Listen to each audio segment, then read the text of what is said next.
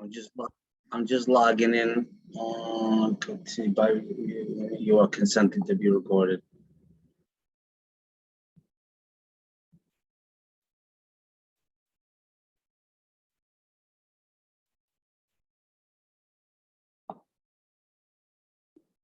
This meeting is being recorded. What the fuck?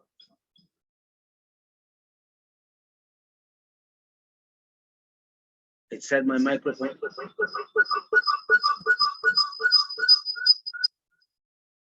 Last time it didn't do this. What do I gotta do?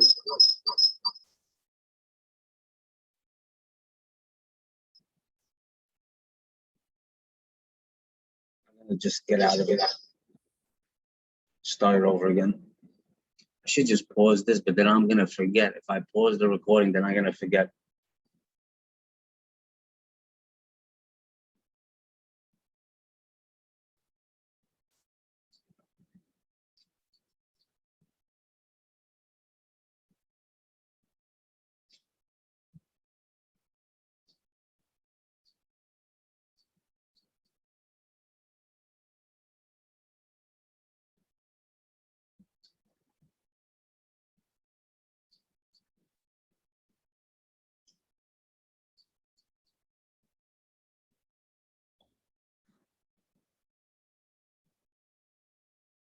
How about now? Okay, good. So my microphone is muted and the speaker's off. Very good. Right now I can see myself. Let me see if I share screen.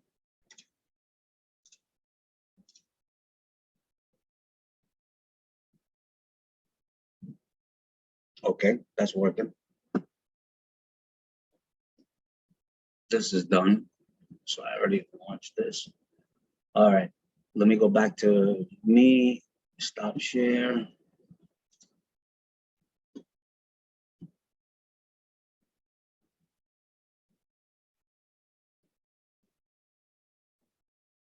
The view. And I'll just change the view later. Okay. Oh my God, I've been through hell this morning. Let me just answer this text. All right, that was Els letting me know she's gonna join soon. And I thought I saw an email for Nick. Nicholas has joined the meeting.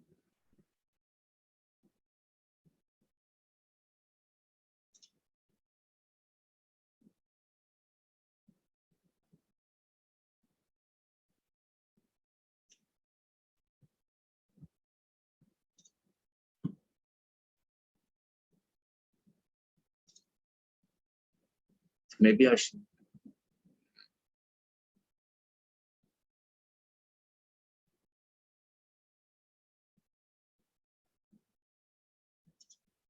Anyway, they'll come in.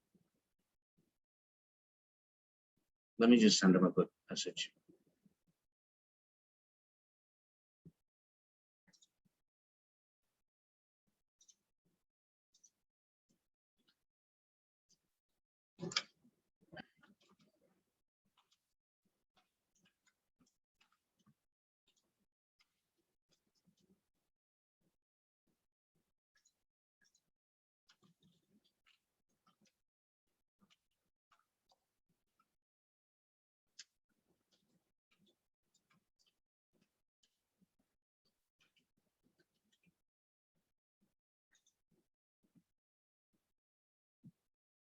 Where am I now? All right, it's recording. I'm in. I can see. All right. Something happened to my documents today, and I spent that absolute entire day. I was ripping my hair out of my head. The documents, all my documents somehow went into web view. And you know how it's usually 8 inches, the ruler on the top, 8 inches, because it's 8 by 11 or 8 by 14 if you're doing legal. And so now it turned to 18 and all my headers and footers were gone and there was no page numbers or anything. So I'm like, what the hell? I'll show you. And I didn't do this. Am I sharing screen?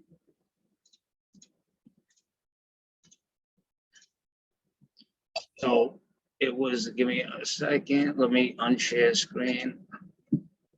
All right, Nicholas is in. Let me unmute him.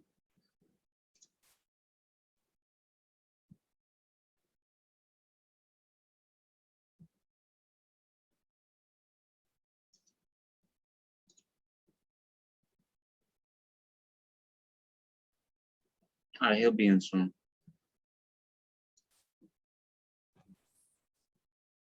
Hey, how's it going? Hey, Nick, how's it going? Oh, pretty good. Good. How's your All right. Sunday? Yes. My Sunday, you're asking? Yeah. Oh my God, I was just starting to tell, I had I went through hell today. Yeah. First off, I had the hurricane. All right. Who is, oh, you're when you came into a different device as well? Yeah, I got it on. I wasn't sure which one was going to be better. So, yeah. Okay. I'm just sort of getting the Zoom thing down. Me too. Me as well. Yes. So I'm here in New York State, and I live on the eastern seaboard. And we went through a hurricane. I made a video on it, but not on here. And I said it's a bluff. I went through all the NOAA data. Oh, hey, how you doing? So Yeah. I went through all the data in the winds, and we got bluffed. It was pretty much a lot of rain and maybe 15, 20 mile an hour winds, nothing more. So I'm going to try to switch over to the computer so it doesn't get backlash. you can do that.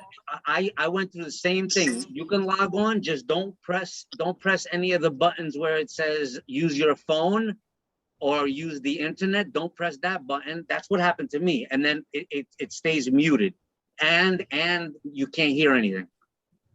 I guess I'm going to leave it on that one and I'll just stay on my. Okay. Yeah. Whatever. We'll see what works better. Okay. You got it. So, yeah, so the hurricane? Yeah, it was a hurricane coming up this way called Hurricane Henry. and I do good like on hurricanes. I have no problem. Everybody else goes into panic mode. I kind of I feel cozy and nice and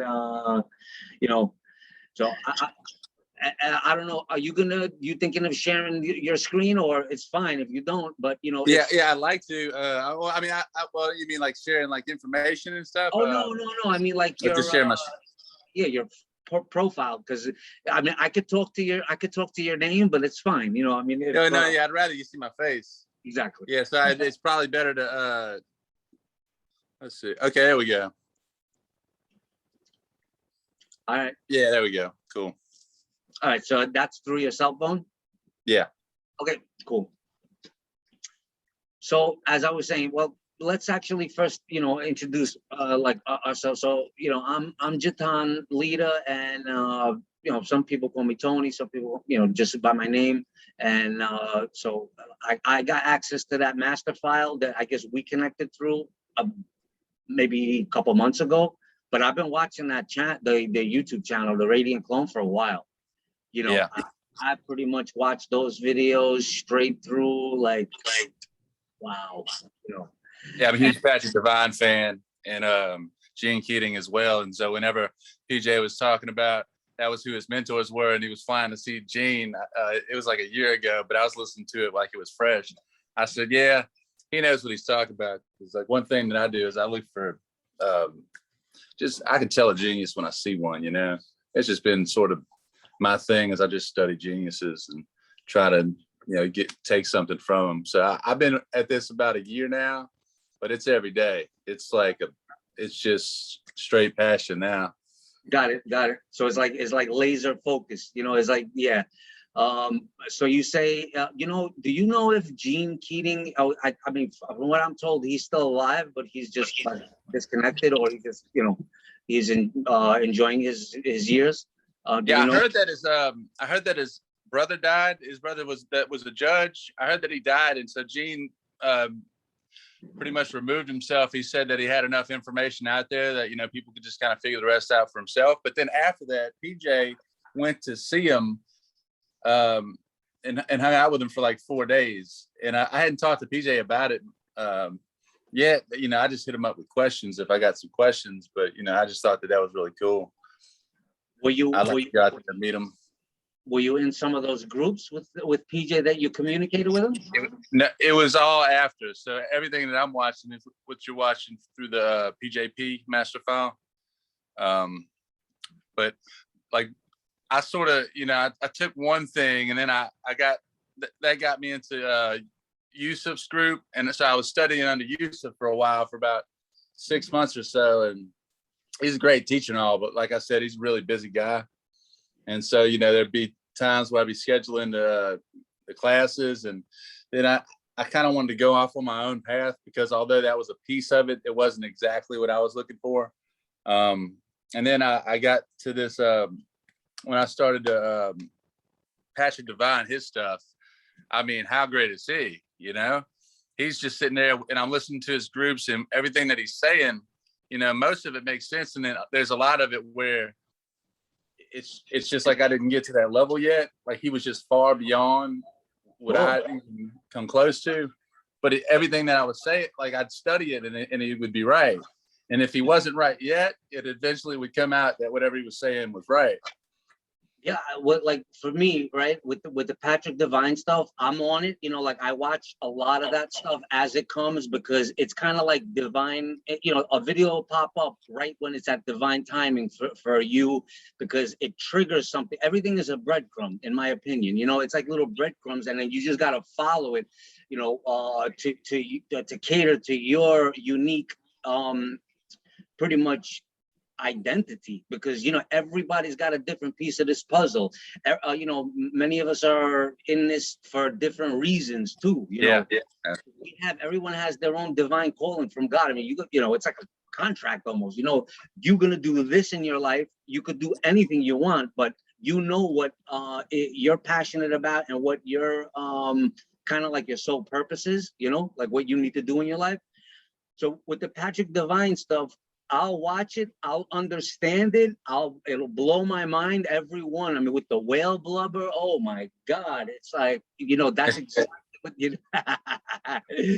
you know, and I'll watch it, but I won't implement it because I am focused on something that has structure, and I could go through all. See, Patrick Devine, from my interpretation, I may be right, I may be wrong, you know, he went on a he took up because there's many ways to skin the cat, you know. So, you know, he kind of went, I haven't went, you know, I need to find out when, which is included in the master file, is when he started with the videos.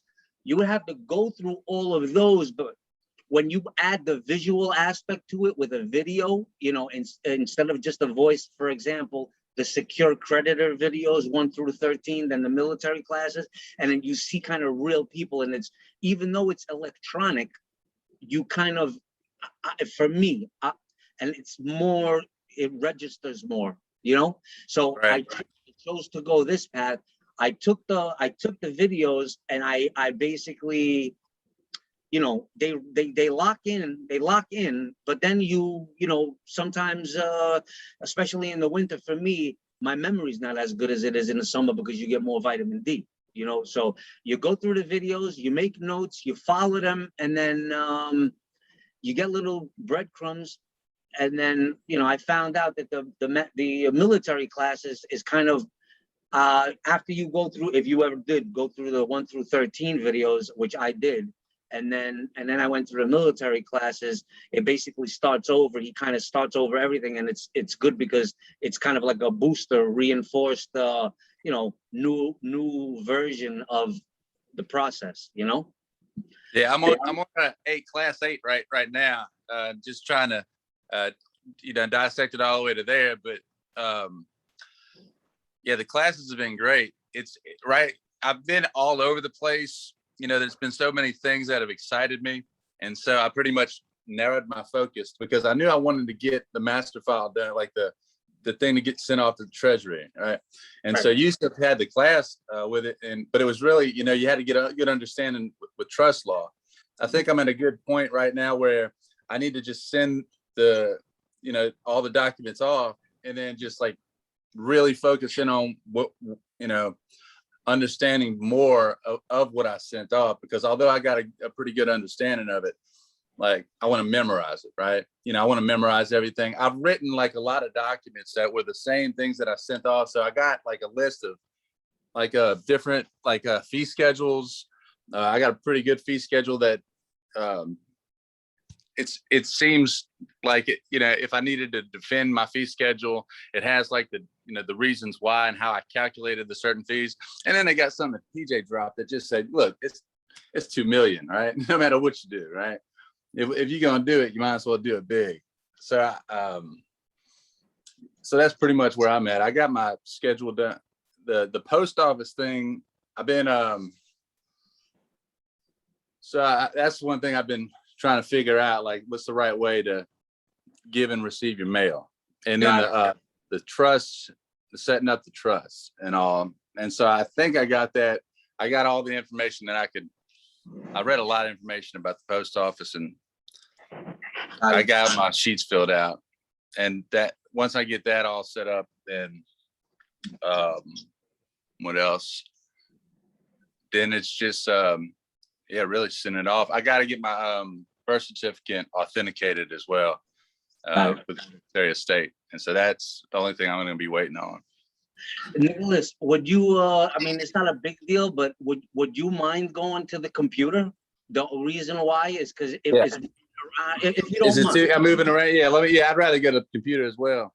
Because this way you can, have to hold the phone and, Yeah, that'd be way better. Yeah, so you do that, and then I'll just talk for a little bit while you do that. So, as I joined the USEF. Okay, oh, that was quick.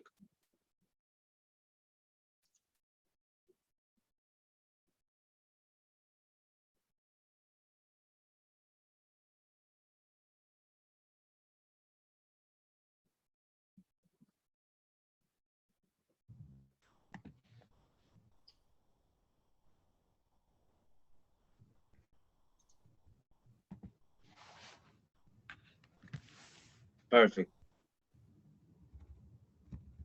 You hear me? Oh, I can hear you. There we go.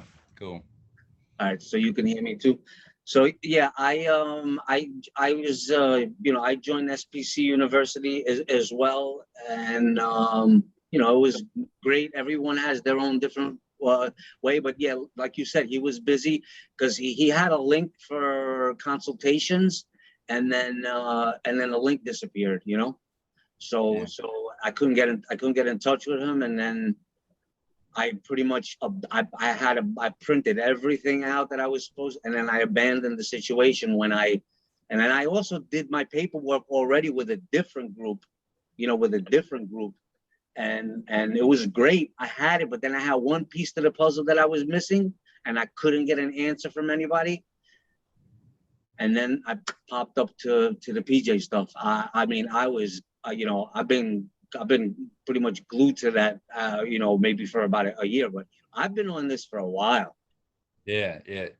The thing is that for me, you can get it, but you don't get it fully. So it's almost like you got to rebuild the way you think, and because I've been doing a lot with health for the past 10 years, and I had a lot of issues, but I'm over those now, so my brain can retain information now, because I had heavy metals. I worked with asbestos in my younger years, and like detoxing, all kind of stuff. It's a long story, we'll get into that, but so I've been on this for a while. I just couldn't get the right place to get the documents, and to get some kind of a structure. And fluid motion, right? Yeah, nothing was like really like set up how it's supposed to be. And even now, although what we got now, there's still a lot of room for improvement, Oh yeah. What I realized was that, nobody's gonna, build something for us. What we have to do is we have to create something or start something just like you're doing now and build it out, right? And what we we can build out the whole world. And it doesn't matter if it takes us a year, 2 years, 5 years. You know, I know that this is what I'm supposed to do now. Like I knew that, like I'll tell you the story with me and how I got into this, which is really crazy. It was like a week before this big event that happened. I was just praying and I was like, what, you know, looking for a purpose. I'm like, look, I'm ready for this purpose to hit me. I've been, you know, I was reading all the time, you know, probably reading. The big event you're talking about, the CV? No, so the big event, so I prayed for like a purpose to be shown to me. And then I get hit with some child support papers wanting more money than I was already paying. And so I thought, well, I could figure this out. I could study to become my own lawyer. You know, I read enough. And so that's what I did. And what I discovered was that, you know, it was never enacted into positive law and it was not even supposed to be a thing that was happening. So I was like, I'm going to defend myself. I was getting all like, I might get destroyed. I don't know what's going to happen, but I just want this experience, you know? So I had 2 months to study. And I just did the best that I could. And I went in there and I pretty much, you know, I recorded what was happening in my pocket on my phone. And also what I noticed was that the judge, he wouldn't even let me talk. And I basically just hit him with, you know, Your Honor, is that a judicial determination that you want to allow me my First Amendment right of freedom of speech in this courtroom? And he's like, that's not what I'm saying at all. But he would not let me speak. He knew that if I got to a certain point, I was going to shut him down. And so he got through it with his little fake ass judgment, you know, before, and I'm still talking, you know, I'm like, you know, trying to get some more answers here, but he wouldn't even let me talk. I was trying to shut the attorney down, but, you know, because my words weren't as fluid as I needed them to be, you know, every objection, he wasn't really making a comment. Like he basically, he wasn't even making a decision. And there was a way that they had it with where they were getting around it. Like they would just like ignore me. And so I got this judge on a bunch of fraud stuff that I thought I wanted to pin him on. And then when I realized this is whole nother world, like, was that family court that handles that it was just child support. I was already paying. I was, you know, I paid $600 a month. I was never late. And then all of a sudden they sent her a sheet of paper saying, you know, if you want to see if you can get some more money. Well, I didn't show up to the original meeting because I was like, I'll just appeal it and go to court. And I could destroy him there because I'm not going to get a real judge. I just get some sort of little administrative officer anyway. Well, even the judge is an administrative officer, you know, come to find out. But I had 2 months to do it, and I felt really good about it. And so that was on December the 28th of last year. It's been every day ever since. You know, it's been what? It's been what? I've been studying every day ever since, and so I pushed that in the back because what I discovered was way bigger than just child support. Way bigger. Yeah. These little things are minuscule, you know, like if I had to, you know, because you could just write it off, you could just accept it for value, you know, because you don't want to, for me, in my interpretation of this, I you know, you could, whatever, everything is a distraction. So all these little petty things, you know, get the package done, you know, get the package done. So then this way you could do 1099s, you know, and then you could basically, you could even fund you could even fund a credit card or like for me, what I found out, which is really weird, as soon as I did my UCC, I was a little disconnected. I was a little disconnected for many years where I didn't get any credit cards. I didn't do anything because I owed some taxes. So I says, all right, now I got to go through the whole 7-year process because they disappear after 7 to 10 years. Yeah. So I went into like hermit mode. You know, I focused on health, completely disconnected from everybody. But why I'm bringing that up is I defaulted on my credit cards way back. But last year, they were still there. I did a credit report. I didn't do a credit report for a while. Once I did my UCC, it showed a lien on my the all caps name or organization. My credit file. I don't know if it was that triggered it. You need a minute? Yeah, I need a minute. I got to put my dog up. All right, you got it. I gotta use the bathroom too. I'll be right back. Go ahead. I'll take care of this, yep. So, oh yeah, what I was talking about earlier, maybe let me make some notes or something. No, I wanna, let me think, what can I talk about?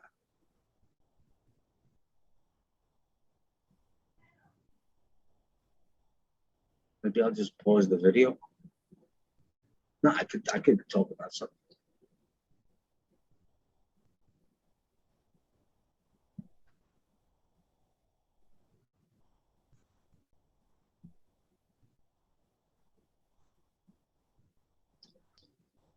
So basically, what I was talking about earlier, I have this here, all my oh, I forgot, I gotta share screen.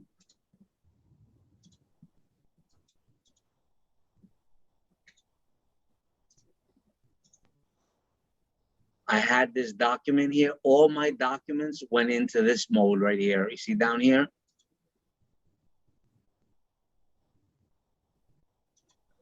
Went into web layout. All my documents. I was freaking out. I was freaking out. I wind up just seeing, I restarted my computer, and then I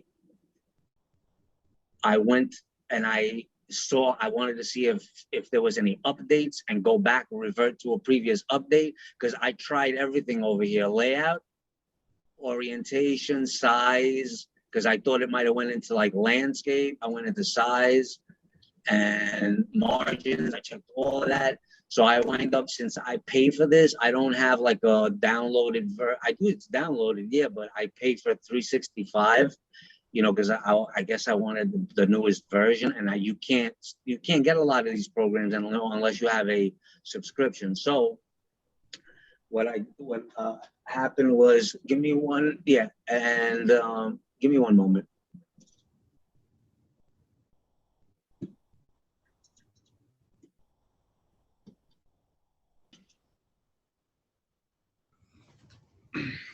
Yeah, so what I'm going to be working on coming up after I get the Treasury packet all settled up, I plan on having a foreclosure battle here soon, because once I learned about like what they were doing with those securities, selling them on the bond market, I thought, well, that's just terrible.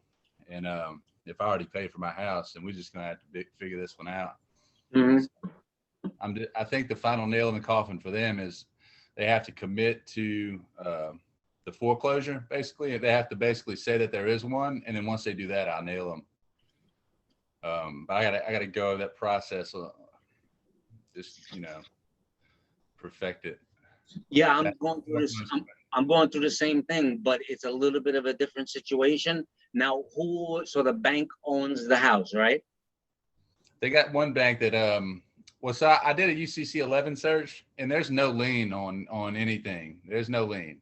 Mm-hmm. I don't even know if the company that they sold it to, because they said that they sold my loan like a couple different times, because I was doing this forbearance stuff, like whatever they were saying with the coronavirus, they let you do this forbearance, but they'd sell it to a new bank because they're creating a new security, right? Yeah, exactly. Every time there's no forbearance. And so I pulled up my credit report to see what they were saying, which was very interesting. It said that it was saying $0 for like 300 and something months or whatever for my house payment, but I would owe $0 a month. And this is before the forbearance or anything. So there was nothing that was actually owed on the credit report. So then I did the UCC 11 search, which is, it tells you about any lien that you have on, and they have to register the house. There has to be a lien. And if there's no lien, I don't owe anything. And so it came up clean, and I'm like, well, look at this. You put a lien on it. You put a lien on it. So first come, first serve. And so the bank has to put a lien on it, because there's supposed to be a loan. Anytime you have a lien. No, you put a lien on it. The reason why is because if there's no lien on it, you put a lien on it, because you have your DNA is all over that house. So you're the primary basically beneficiary, or I forgot the word, but you're the credit you know, but if you have, once you get the security agreement, for example, I mean, this is my opinion and based on the knowledge that I got from everybody, you know, because you're the prime. There's no one that has a higher interest in the house than you, because you got your security agreement, and then if you got your fee schedule or legal notice and demand, you're talking millions. You know, you're talking millions. Therefore, your DNA is on that property. You know, your DNA is on that property. Yeah, I have the perfected interest in first. I'll be the first lien holder on the highest lien holder. Yeah. Yeah, that's what I'm saying. That's what I was trying to say. The highest first lien, lien holder. Right, got it.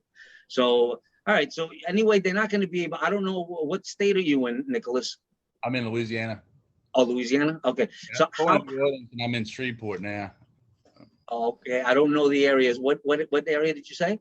I'm from New Orleans, but I'm in like Shreveport, Bossier area at the top of the boot. Okay, I got it. So you're at that's where you are now. You live up there. And how do you say that? Freeborg? It's Shreveport. There's actually it's a Shreveport. Shreveport is a city, but there's Bossier City right next to it. So I'm actually in Bossier, and it's you know, just call it the same area because a lot of people know Shreveport, but they don't know Bossier. Well, you know what? I'm like, you know, if we're doing this, I'm a big guy with like traveling and stuff. So I'll not try. I mean, I like to know where I'm gonna look it up if you don't mind. Yeah, go ahead. Okay. I'm just doing it on another screen here. I have 4 screens here. Bossier City's Bossier City. Wow. What are you doing? That's gross. Good.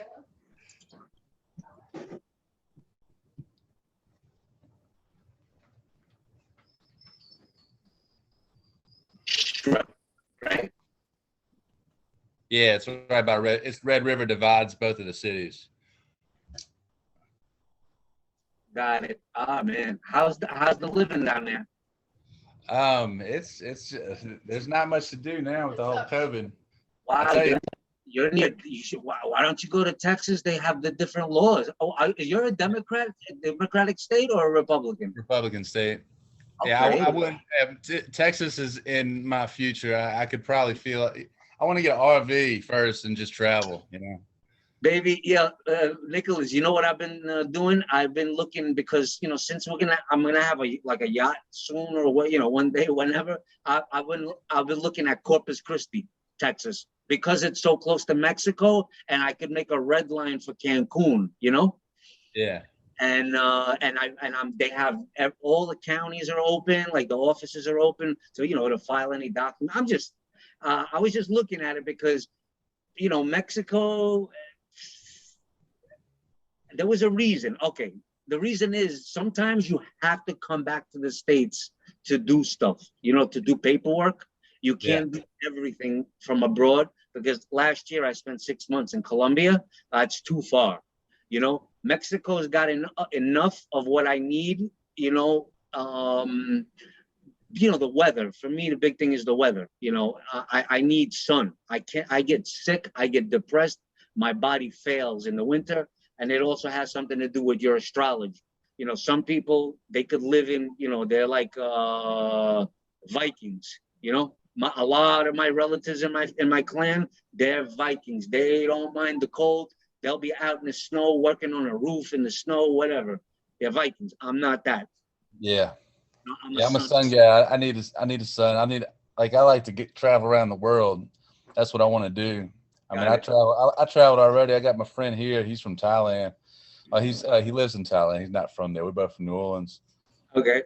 We like to travel around the world, and that's one thing that I was trying to do before all the COVID hit again was go to Thailand for a 4th time because once you've been once, you just want to go back. You've been?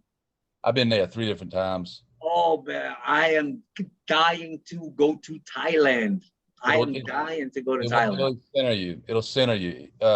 Just being around those types of people, they call it the land of smiles. But when you get there, you just realize that you don't have anything to worry about. Everything is good. Do you know that they make it, they don't want us to go to these places because the world is your oyster. when you imagine that you're gonna travel somewhere, this is how I do it.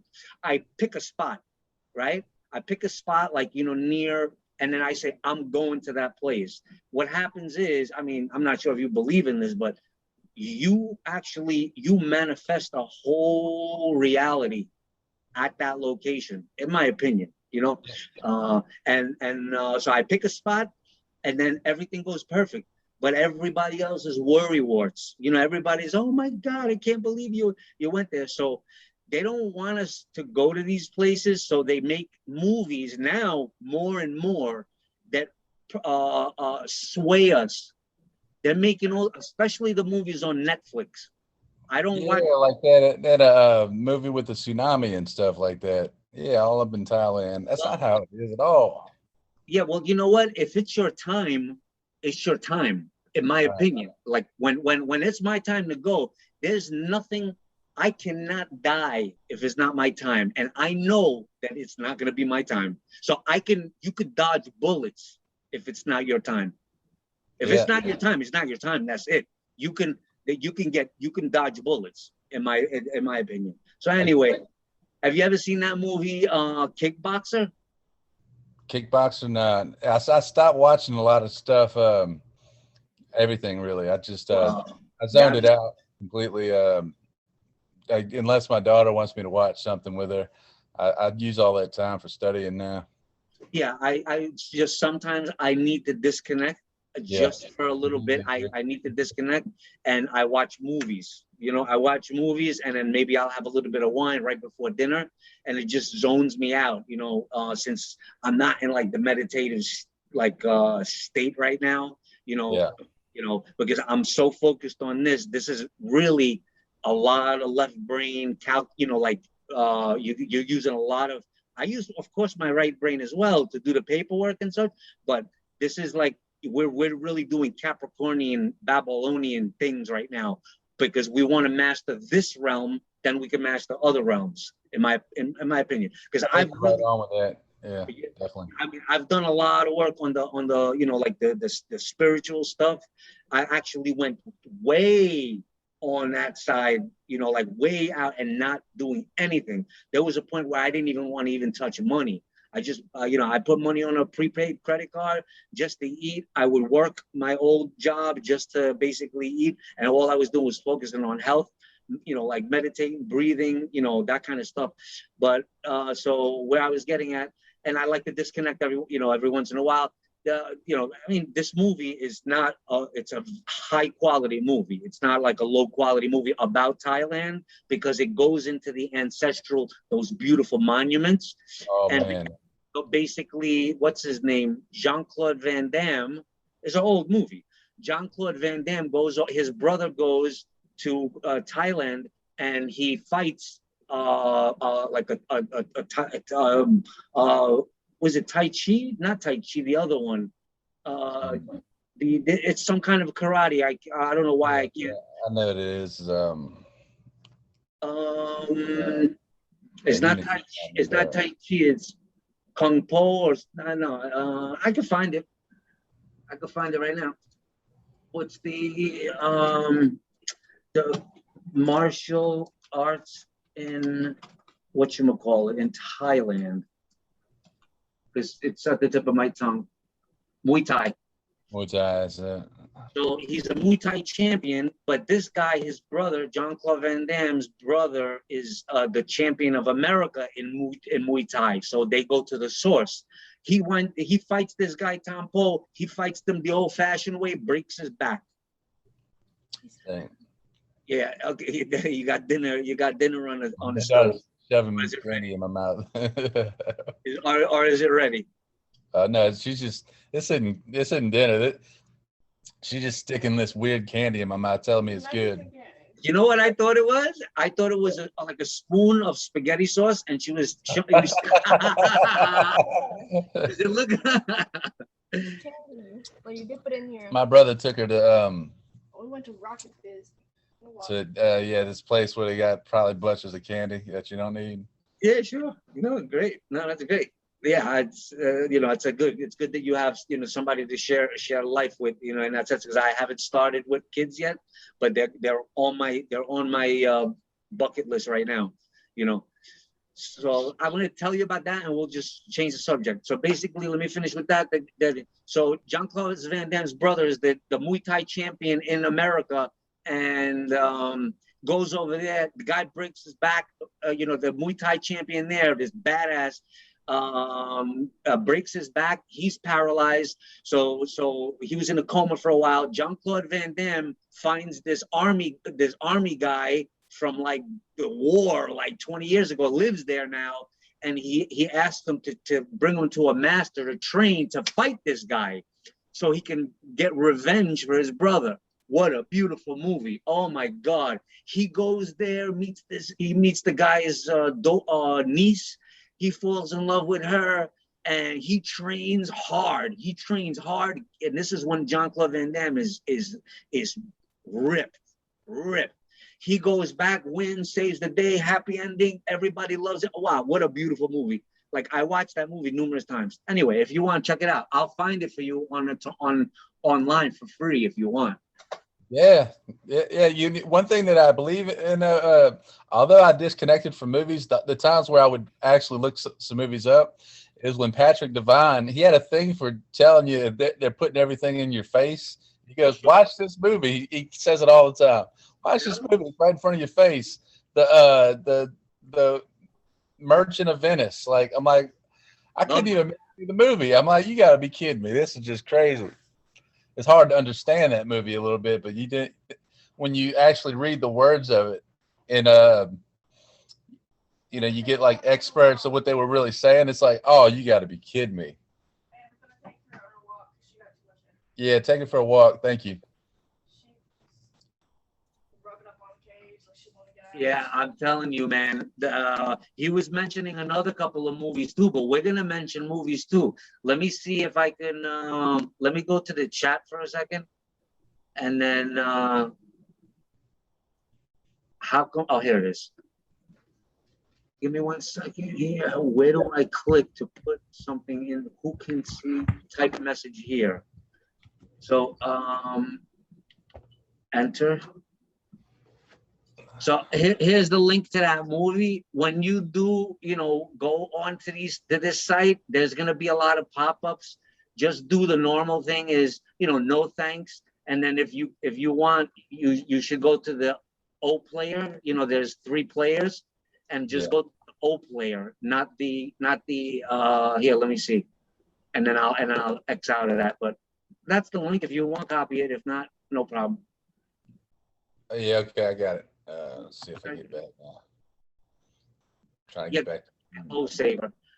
Yeah, so yeah, you click on the bottom where it says which server, and that's it. And I wouldn't open it up now because it'll slow your computer down, because they're going to be doing pop-ups, and then Okay. you know what I mean? Okay, Get out of just that.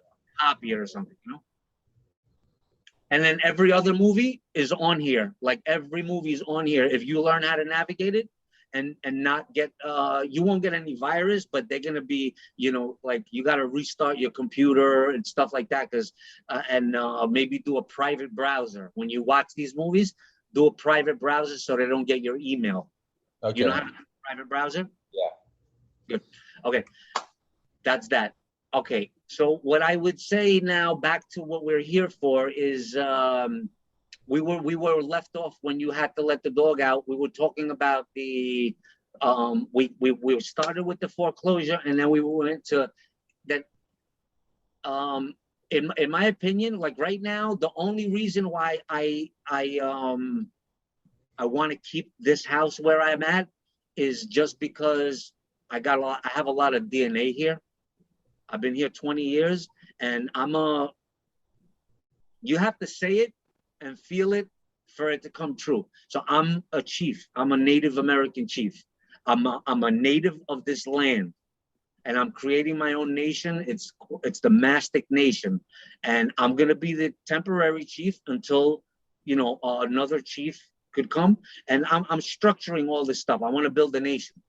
And why I bring that up is because every thought and everything that you think of, all the manifestations that you have, they have a physical signature on every fluid, everything, on all your DNA, on all your property and stuff. You touch something, it has like an energetic signature on it. So anyway, because once you do the process and get that, you can basically buy a house and have it paid. Which, you know, the process would be, you could buy your own house too. You know, you could buy your own house too. I haven't done it, but I'm going to do it. I'm sure it's a little complicated, but because when you go to closing, you basically have to get that, the check has to be in from the Treasury when you do a 1099. So if, I don't know how it'll work if you're going through a foreclosure. So you better, I don't know if you have someone else that you could, in my mind, if you obviously, I'm not sure if you have somebody else you can put the house under, maybe your daughter, or because then you could do a transaction, like buy the house. It might be easier than going through a foreclosure. Otherwise, you could just buy the debt and cancel the mortgage out or something. Yeah, I think there's another way. So with the foreclosure, I think I just basically get them to say that it's a foreclosure, and then once they say that it's a foreclosure, then it hooks them to saying that they have a security interest in something, right? Well, then you know, I say that I have a security interest, but I have the highest security interest, and then basically they have to make, so since they didn't give me value for my promissory note, they have to provide me with value, but they can't prove that they paid the taxes on it. And so it's all about the taxes, is what Gene Keating says. He says they didn't pay the taxes on it. So once they say they had a security interest in it, they have to then prove that they paid the taxes on it. And so once I can prove that they didn't pay the taxes on it, which is like fairly simple to do, then you know, it just goes away. They have to give me the property. And so that the whole process I got to perfect, but that's the general idea. And when you're buying a house, it's different though. When you're buying a house, so PJ was talking Give me a about. second, let me just turn off my air conditioning. 1 second. Yeah.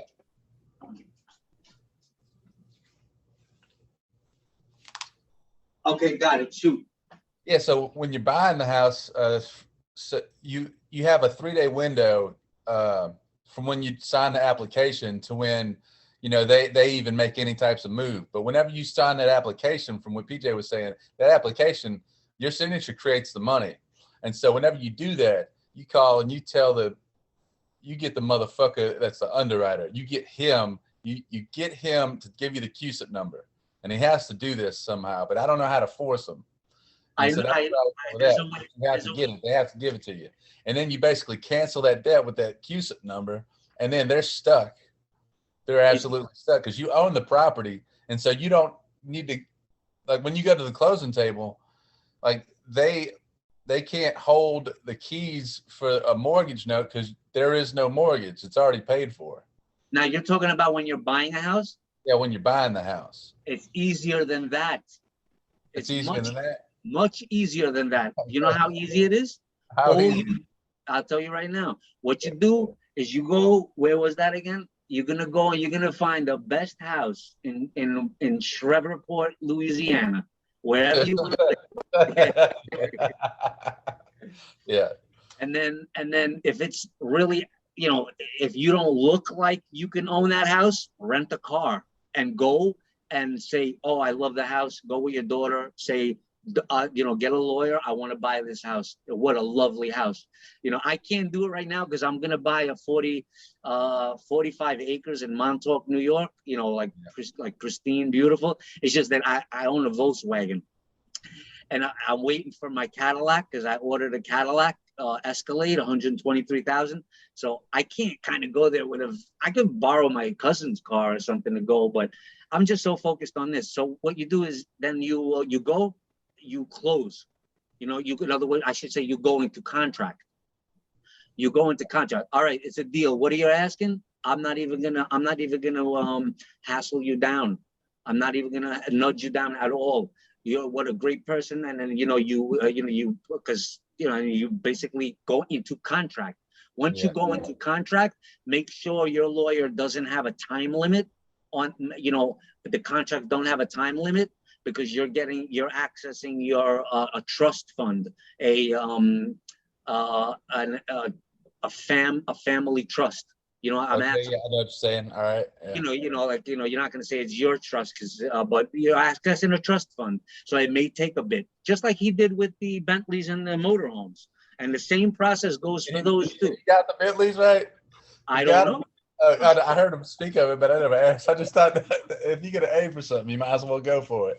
Oh man, I'm going for. I was looking at a $259 million yacht. It's in Monaco right now. I didn't even know where Monaco was. I thought it was in Spain. Monaco is a Monaco's a whole country, and so then after you do that, you make sure if the contracts are on are on short paper, like I don't know, you could copy. It's your signature that's important, not anything else. So you could Xerox them, but then put it on legal, so you can put your stamp at the bottom. Or so you can, so if it's a 8.5 by 12, you copy the contracts, put it on legal, and leave room for the stamp on the bottom, so you can have your endorsement there, your stamp seal, and then it's got an amount, it's got a date, and it's got your signature, and it's got your seal of approval. And then you do that, and then you have to do a UCC. If they give you a hard time, this is the procedure. I'm sorry about this, but this is the procedure for me to access the funds from my trust fund, because they'll find out, maybe they won't, because in 3 months, and you're gonna do a 1099. Then you do a 1099, the Treasury shoots them a check. It takes as long as you know how when you get your taxes back. Yeah. You get your taxes back, sometimes it takes 3 months, but I found a way that to get those 1099s to go. There's a different, not 1099.com, but there's a different, this is all from PJ. PJ. Is it that Fire website? I believe so. I have it bookmarked, but I wouldn't be able to find it right now. Yeah, it's like a 1099 Fire website. I was looking on it and it seemed a bit confusing, but they have everything like it seemed like it was worth going into. Like I said, I just I try not to bounce around, so I just printed out all the Excel files to just sort of give me an idea what they were doing on there, and you can file them and you pay them like a fee. Yep. I don't know if that was it, but it was something like CIS or something. I'm not even gonna look for it because I would like but we'll get to, and the reason why I can relate, because it's not your step right now, so why you could investigate it, yes, because then you can kind of manifest your know what lies in your future, so you could start kind of brainstorming, but then come back to and focus on getting that paperwork done. Yeah. But it's good to investigate your future. Investigate, all right, what's the next step? I know I still have to do 1 through 7, but what's step 15? That's how you go through Patrick Devine stuff. See, I like clips in my head, just like just a little piece of it. That way I can just sort of navigate it later. It's just taking a picture and putting a picture in my brain. Exactly. It's a vision board. That's right. Yep. So have you seen the bounty hunter badge from Patrick Devine? I've seen it, but I haven't made it through the video. What he's talking about. I figured, because the thing was before PJ put an order to all this stuff, started releasing them where they kind of made sense. I was getting Patrick stuff from anywhere that I could, and I didn't know what order it went in, so I would just listen without knowing the order. And now since there's an order to the whole madness, I got to go back through them and basically listen to them all again. So I wanted to get.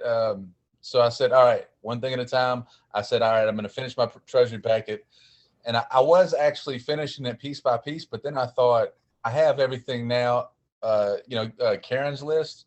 And so I just completed it. And I said, at least I get it sent off, and then I can go through all the videos and master the videos. Because when you're talking about trying to reduce time, it takes at least 6 weeks for the green card to come back. All right. So in 6 weeks, I can learn, God knows how much I can learn in 6 weeks, but I don't need to wait around for that to get done to start making moves, because I'm going to, basically like thinking like Elon Musk, he has to get all these things running in a line together. Although you may not be ready for it yet, you will be at that time. So I treat it like that. Okay, great. Yeah. Yep. All right. So that's great. And yeah, I could definitely relate to that. Getting that first package out, because then you got a lot. Then you have even a lot of work to do afterwards. So I'm in that. I'm in the same situation, in the same position. The only thing is I have a problem, and my problem is I am this insane perfectionist. Yeah. A part in one aspect, it's my downfall, but in another aspect, it's my it's my like highest calling or so. I take something and I dissect it, and it's not good sometimes to reinvent the wheel. But what I am doing is I did take that stuff and I want to kind of I want to make it. I want to. I'm a perfect. I want to make perfection out of it. Out of the pack. So that's my thing. I could have sent them out a while ago, but I wanted to understand every single thing that I'm doing, because I had to read through the documents. I read through them numerous times because I had to understand them. 5 years ago, I could understand them, and I understand what I'm doing, but I really want to know how they work as well, how they work. So that's the only reason why I had a pack ready, not this pack from this group.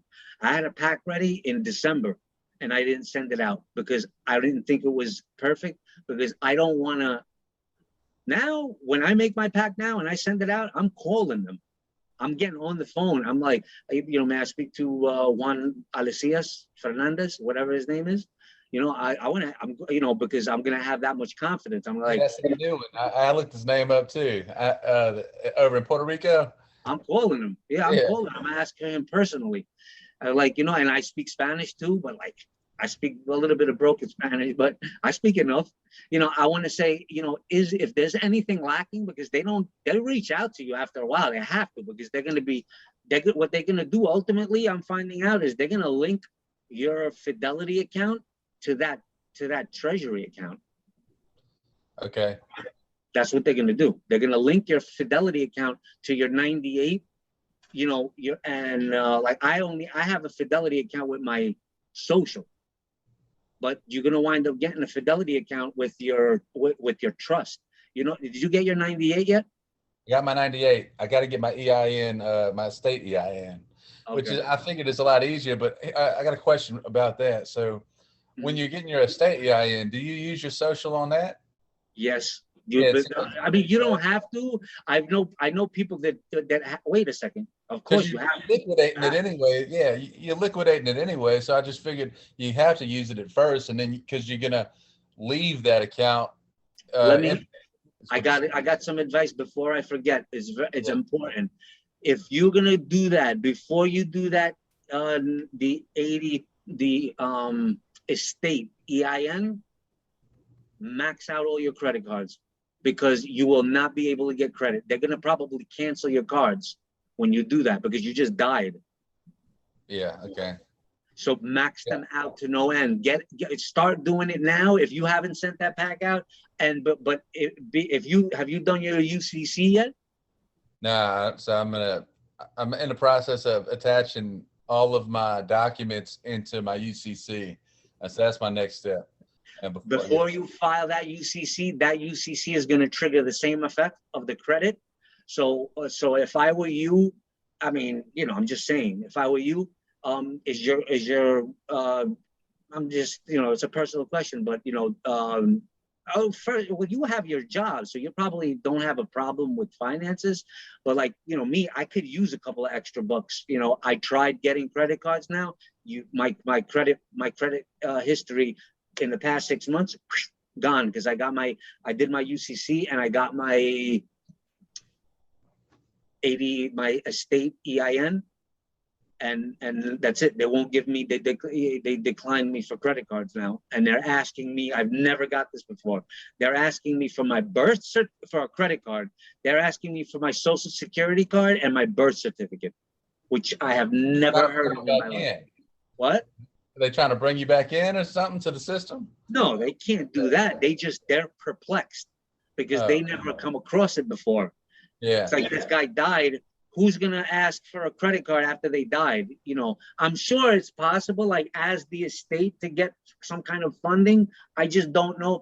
This is just where I am now. I'm sure in a year I'm gonna look back and say, oh, this is the amount of understanding I had then. But this is where I am. I have a feeling that if you did want any kind of credit, you'll be able to pay those after you get the first pack out. Do a 1099 on the account, send them a check for the full amount, and add 50,000 on that card. Then you'll have a positive balance, you know, and then you could just work off that, you know, like you could just use it's prepaid credit card basically. Make sure that credit cards that you use have that direct deposit thing, because you're gonna have their routing number, so you could send them the 1099. I mean, this is just theoretical. I don't know, but I know the 1099s work. I'm gonna try it. I have like 2 or 3 prepaid cards, and I'm gonna just fund them kind of you know, I don't think it's unlawful. You know, I think I mean, it's my money anyway. You know, it's my money anyway. So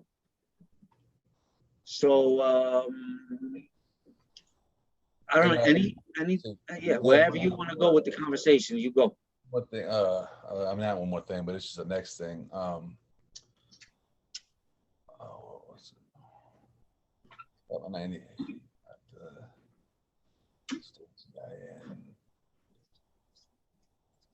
it?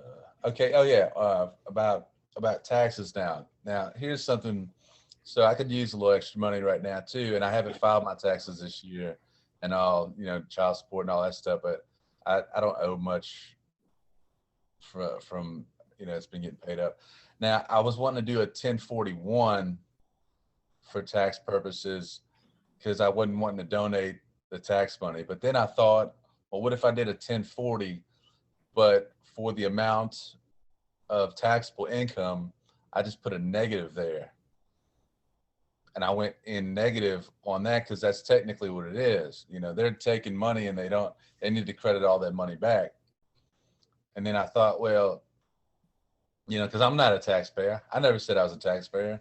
And so I have an affidavit rescinding the W-4 from my work so that they don't pull any more taxes out. I did do my DBA as well, but they don't even know what the hell that even means.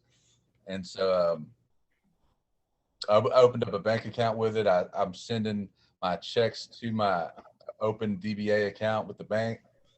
I'm on the same frequency because I'm doing that. And then another reason why the DBA is going to be important is because if you wind up, I turned on these infrared lights.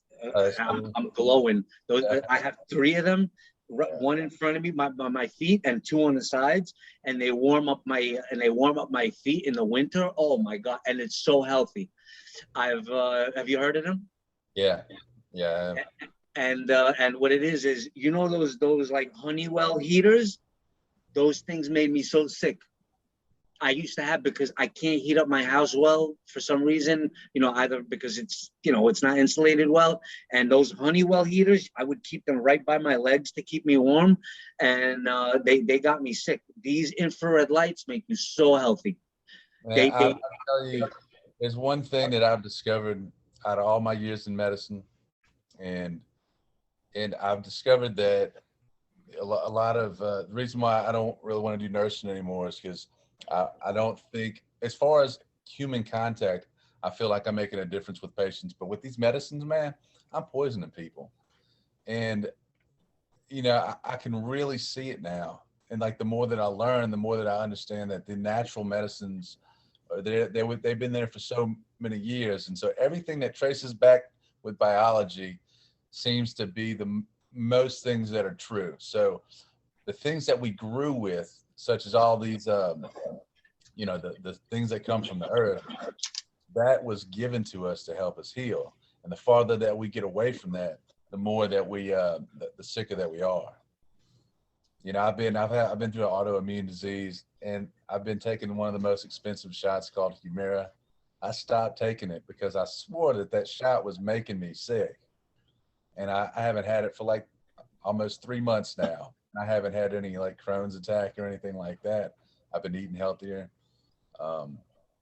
You know, They killed our immune system. They killed our immune system. I'm in the same system. I'm in the same boat.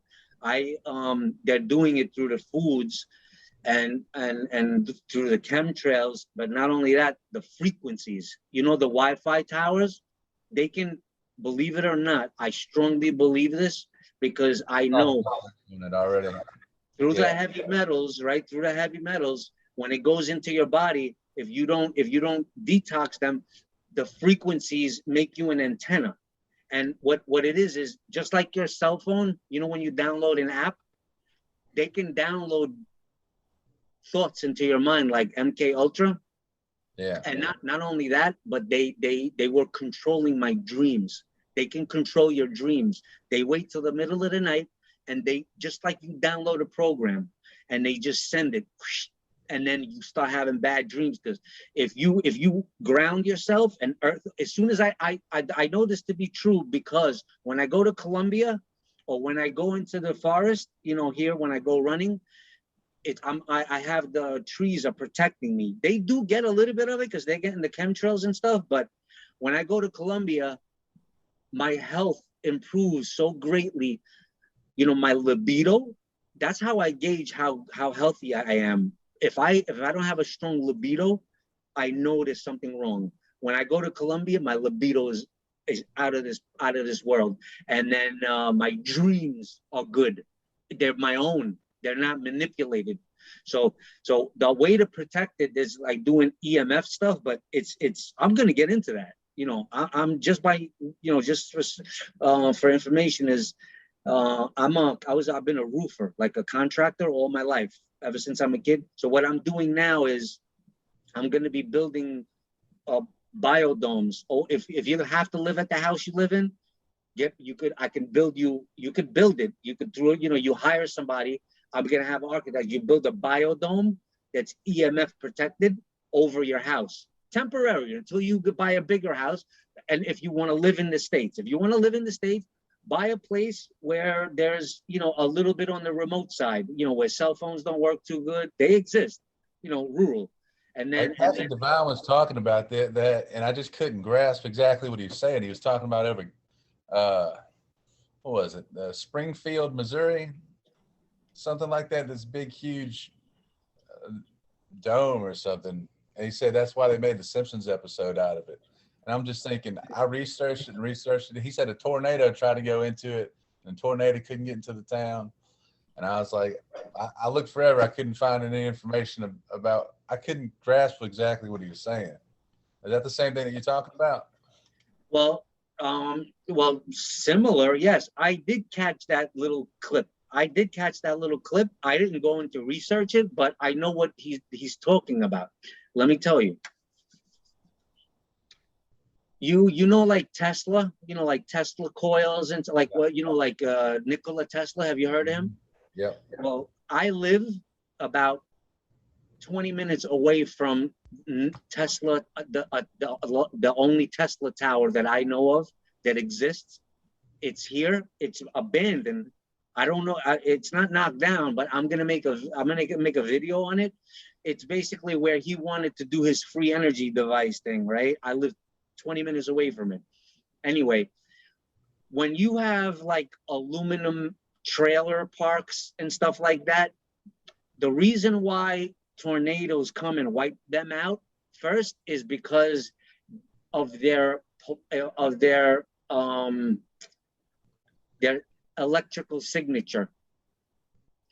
I actually even figure out why Patrick Devine, I mean, he was, you know, mature, but he could have lived much longer than he did if he didn't live in that house. His house had a metal roof. And I'm not sure, but I think that it conducts the frequencies from the Wi-Fi towers more. If it's not grounded, or if his metal roof is grounded, he would have been able to live much longer. Your floor should be grounded. I have you get you take an old extension cord. You could try this, or you can buy it online. It's called a grounding blanket. I've never done it. I just went the shortcut way. You get an old cord, you take off the two positive and negative, and you just leave that third prong, and then you strip off like the positive and negative and only leave the ground wire. You figure that out. You put it in the socket, and then you put it on your body, and while you sleep, and it grounds you. Okay. So it doesn't affect you as much. My health improved when I did that. I did it for maybe about a year. I don't have to do it anymore because I don't take many toxins in, and so there's nowhere. I've cleansed my body out of a lot of my aluminum and all the chemtrail stuff, and even if I do get exposure to it, I cleanse it in a day with what I take. I take, activated charcoal, diatomaceous earth, Cliptonile, zeolite, and then, that's one formula. Then I take bentonite clay, and I take psyllium husk. But where I'm getting at is, if you have that accumulated from all the years, you have to dissolve them out of your body. When you dissolve them out of your body, they go to be expelled. They go into your gut. When it gets to the bottom of your gut, your body reabsorbs it into your body, thinking it's nutrients. So you're in a vicious cycle. Yeah, what's up? I called. I thought, I've been just kind of hanging around. Yeah, I'm on a Zoom call. Oh, man.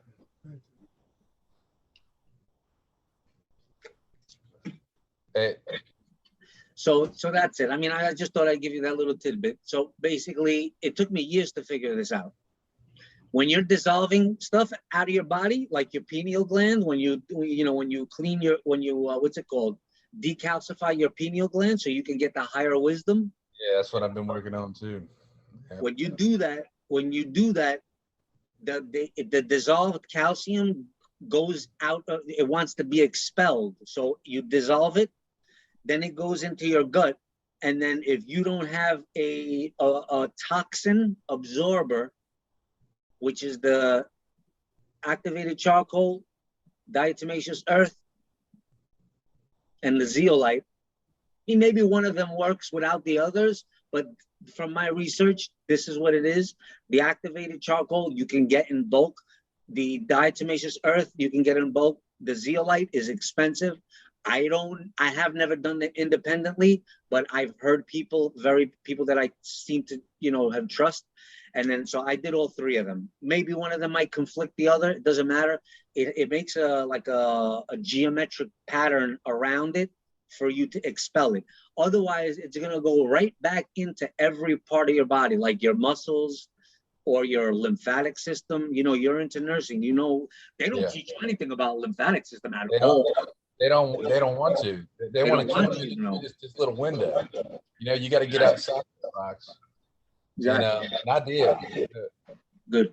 Once I started to learn a little bit, then I saw the big matrix that it was all in, and now I just look at a bunch of doctors that don't know shit, but it's not their fault. You got to understand, these doctors, they go to school and they learn. They put years, and it's the same with the judges. The same way, a lot of them, I feel sorry for them. They put years of effort into studying, and even if they did recognize that they took the wrong path,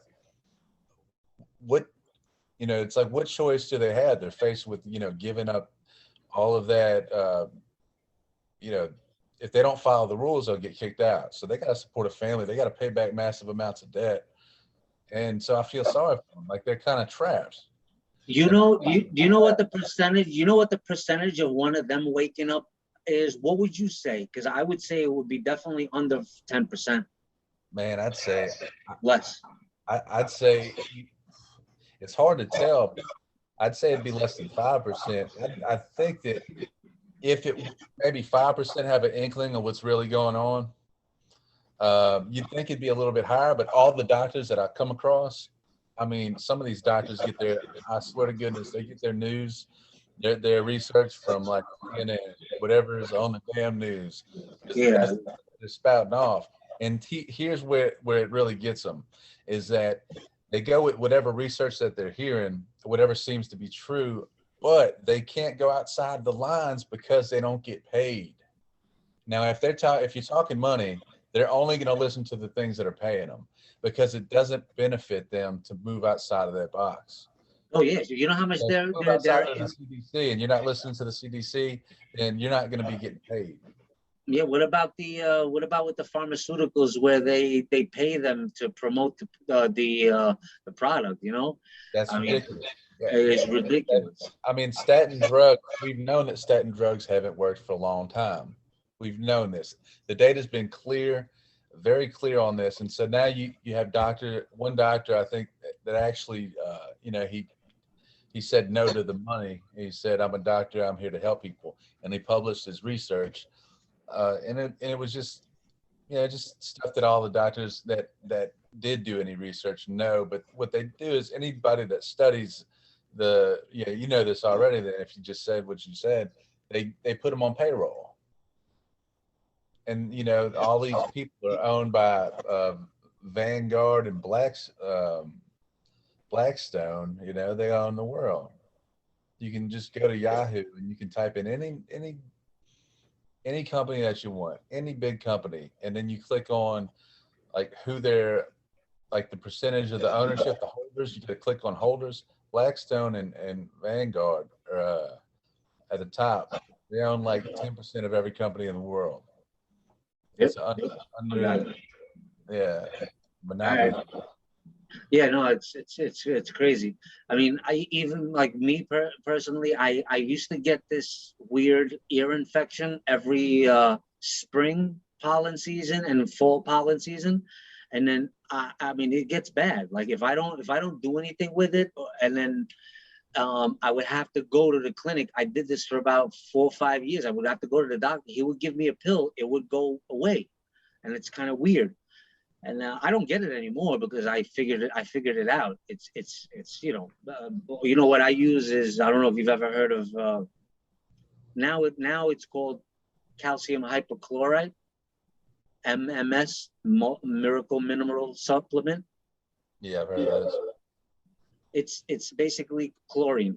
It's basically chlorine that you use for a pool, but it's a perfected, like a simple version that doesn't have, you know, 100 additives. Like you go to a Home Depot and pick up a pool cleaner, it's going to have a lot of ingredients.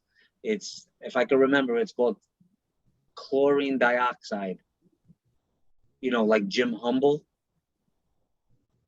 Yeah, chlorine dioxide, calcium hypochlorite. It's very similar. They're very similar, but now what it is you basically, you make it it's powder, you make it into a liquid, and then I would wash my mouth out with it. But it would, if you use it as a mouthwash, it goes into your ears, nose, and brain. You know, at the beginning, you want to use a little, like a drop, and then the first time I took this thing, I was bold. I mean, I'll go into it briefly. I took 13 drops. I drank 13 drops of it. I was out for 3 days. I was in so much pain, and I did not know what it was. And I can't even, I have to. When I took that chlorine, every parasite in my body, they freaked out. And what they did is they attach to your intestine and bite holes through your intestines. Oh, damn. This is where you get leaky gut syndrome from, where anything you eat, it toxifies you. You know, if I'm just saying, I've just given you a little freaking, this is what happened to me. And parasites are real, and there's people that say that maybe 80% of people on the planet have them and don't know it and don't care. But if you ever want to get optimal health, like to really be, you know, you have to investigate that subject, that topic. I think that the higher your state of consciousness, the more that these things can't survive in your body. And so I've been working on improving my increasing my state of consciousness ever since I realized, like, when I confirmed that it was possible. Which, if you want to know my confirmation, it's one of the most interesting. You got to go to it. It's on the CIA website. It's called the Gateway Analysis. The analysis and assessment of the Gateway Project. It's 29 pages of pure gold, man. CIA Really? did a study on Dr. Robert Moreau about his abilities, out-of-body experiences. And this was in 1983, but Freedom of Information Act would have put it out in 2003, but it actually wasn't available on the internet till 2016. Project Gateway? It's the analysis and assessment, or assessment and analysis of the Gateway process. You can just type in the Gateway process, it should come That's up. what I did. Yeah. You go right from the CIA's website, Freedom of Information. Got it. I'm gonna just bookmark it. That's it. I'm just gonna bookmark it. Whatever you want. I went through it. I couldn't put it down because, you know, if you want to get to like the top levels of when they're not bullshitting you, you know, they put a lot of money into that. And so what they uncovered, I just thought was really cool because it just let me know what was possible, right? So I've been actually listening to the tapes. I got them. They're on YouTube, and you know, you can't move fast throughout them, but I hadn't had any. There was one out of body experience, but it wasn't I couldn't tell if it was bad Okay. So I know what that whole project is about now. Now I understand, since you made it clear. Let me go through something with you, if you mind. Yeah, I know I interrupted you, but when I was able to do this, I had a major awakening in 2012. You know, it seems like you're like a spiritual man, and you know, and so I went through something called the Dark Night of the Soul in 2012. If you may have heard of it, but what that meant to me, the Dark Night of the Soul, was when I did not have faith in a God before then. All my life, I was like a science man.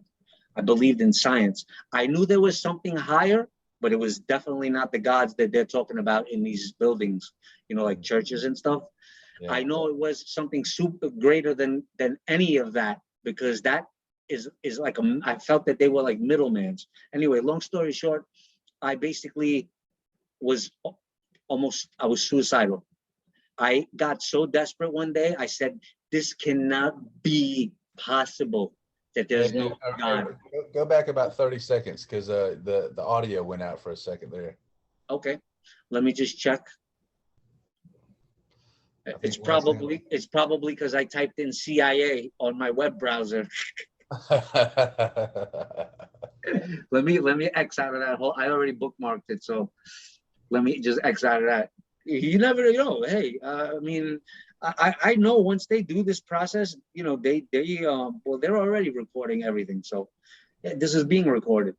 Yeah. So I'll go back 30 seconds. So basically, I got to a point in my life where I almost gave up on. I didn't believe in God in my entire life. I believe more in science, not a God like from the Catholic Church or Muslim, you know, Islam, which my parents are Islamic, you know, religion. I'm not. And I went through like a dark night of the soul, where you basically give up on this world, and you don't even want to be here anymore. So I got to that point.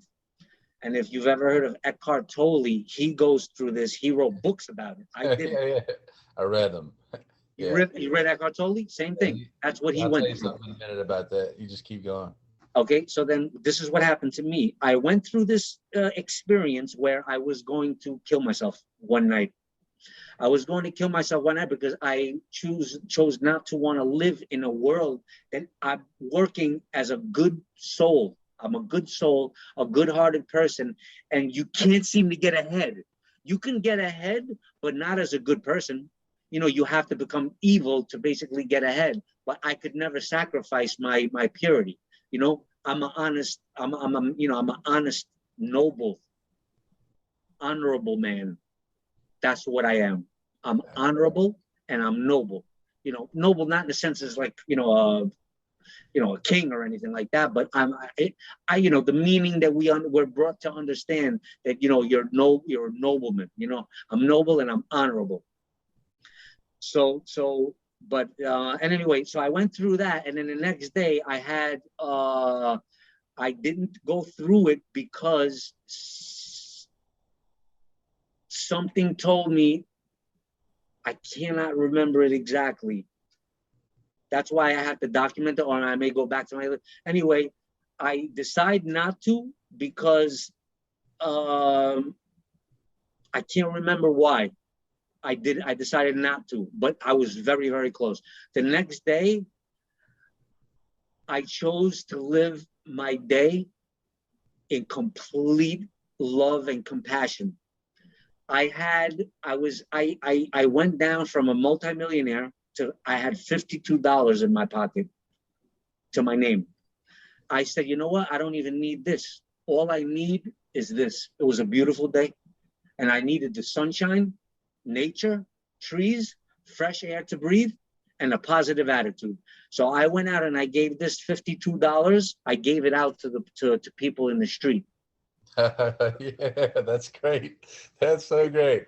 Keep going, man.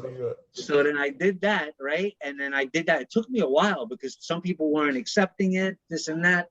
And then I went like 60 miles away to get a book at Barnes and Noble, which was Opening to Channel. It's, if you've ever heard what a channeler is, it's a person that channels a different entity into their body that can speak through them, like Bashar. If you've ever heard of Bashar, you should check this guy out. The last time I checked out a speech that he had, Bashar is an entity. I know I may lose you on this, but no, like it just audio pause there for like 20 seconds or so. Really? Yeah, it had a little 20 or 30 seconds again.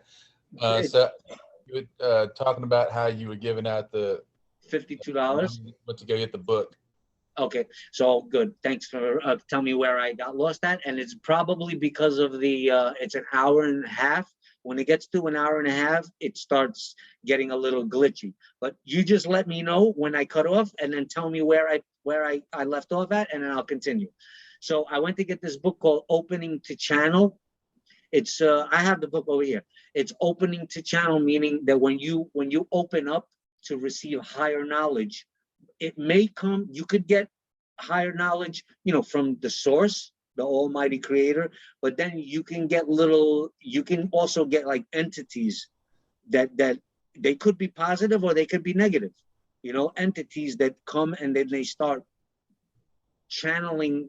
You become a trance channel, and then you start getting information from them, and then you could go into trance and you don't remember it, or you can not go into trance. Anyway, I got that book, and then I wanted to do that. And then so I didn't even read through one page of that book. All I did was have the book, have it in my room. It got dark. It was about 8 o'clock, 8 something. And then I opened the book, and then I go into the book to start to read it. And then I got into an experience. I went into an out-of-body experience. But to go through the steps of how that happened, I had something that I didn't know what it was, but I called it a heart attack. I had a heart attack out-of-body experience. But later, I started calling it a love attack, because I went into a bliss state, out-of-body experience. Yeah. When this happened, my body started turning into less and less physical. It started turning into ether. It started turning etherical. It was the most amazing experience that I have ever experienced. What happened is, when it first happened, I knew I was dying. I felt I was dying. So then I stopped because I said, I don't want to die. But then it was so good that I did it again. It was holding my breath. So I held my breath, almost kind of like the suffix. This is ancient. This is an ancient practice. People do this. You hold your breath. So what I did was I continued to do this, and then I continued to increase. What I found out was my energetic body. I continued to increase my light quotient in my body, in my etheric body, but it was attached to my physical body. So I did that. I continued to do that. And I said, you know what? I don't even want to be in this house right now. I went to the beach. Everything starts turning fluid, like water, everything, walls. There's even accounts, when I started researching this, there's even accounts of people that are able to walk through walls when they're in this state. And this is actually what ghosts are, is they're on that frequency of non-physical, but etheric. When they die, they don't want to go. So their etheric body is so locked into that house or that energetic signature of that land, of that all, because they have all their DNA there. They have all their energetic, physical DNA on the property. They don't want to leave. This is where ghosts are. So anyway, so I did that, and then I just continued with that for about 2 weeks. Then I continued with it for about 2 months.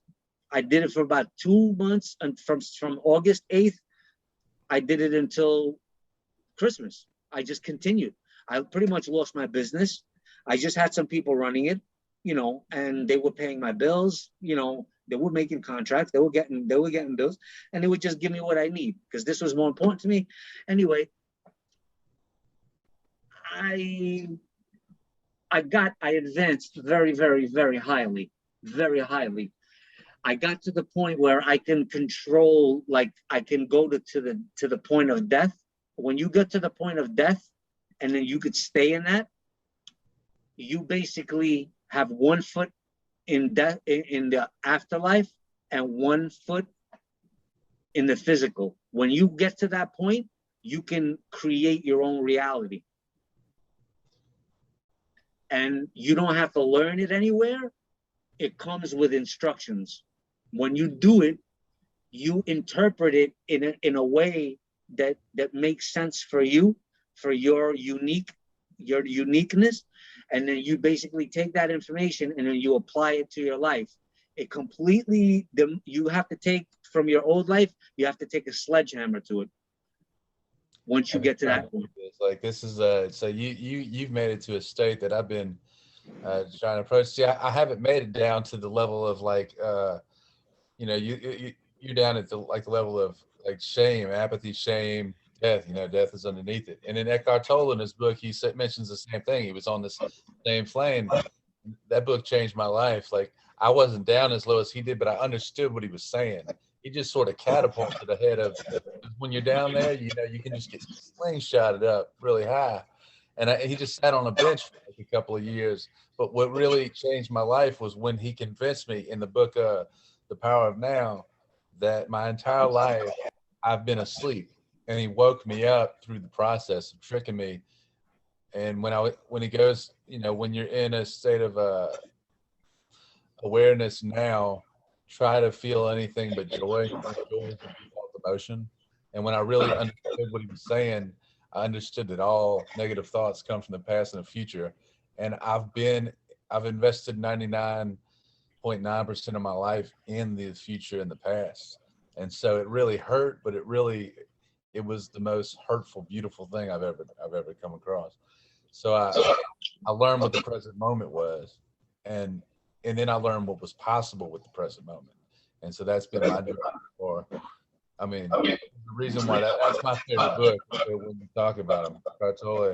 Yeah. Well, let me just say that I haven't read his book. I basically saw maybe 10-minute video. I understood it. I understood what he went through. I said, I went through that. I wanted to research it, but I didn't need to. But I'm glad I'm getting it from you, because I can give you a little bit of, once you get to this state, once you get to this state, you said that all your negative thoughts are in the past and the future. So that makes sense, because the power of now, that's a beautiful title. I'm sure I came across it, but I did not read the book. Why?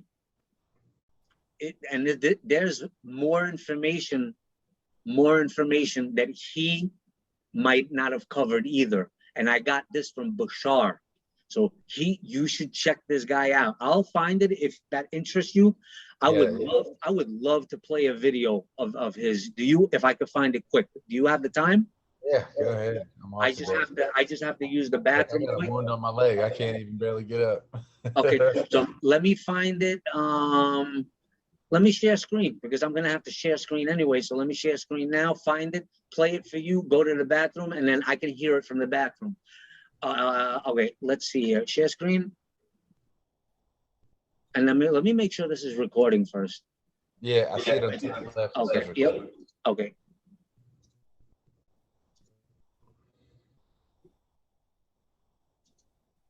Oh man, I got this many windows open. I think you got your stuff open just like I got mine open. Okay, no, I got all this. I can see that. I should show you mine, man. Mine's just like, I got so many windows. It's just like that. Yeah. Let me sign in so they don't give me the ads, because I pay $17 for me and like 4 other people. Damn, this is slow, because I don't want to hear any. Let me just see if maybe an ad won't pop up.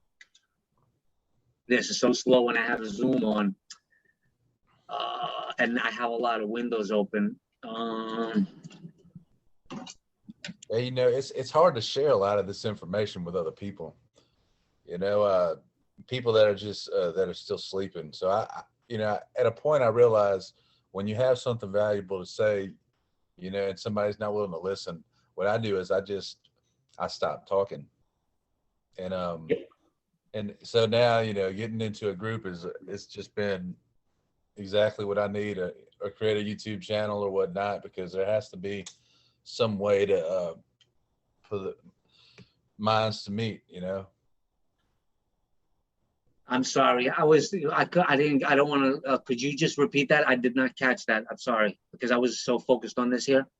Yeah, no, I was just saying, a lot of. Oh, yes.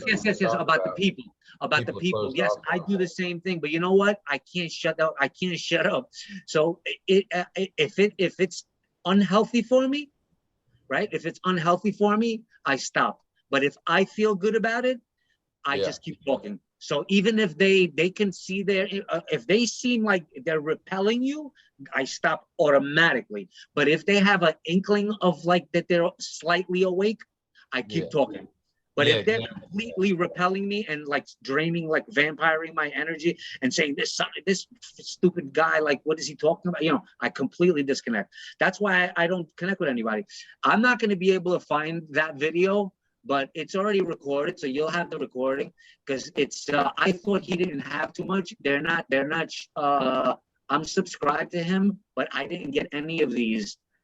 This was about 5 months ago. Let me see if I can find it. A step along with the way.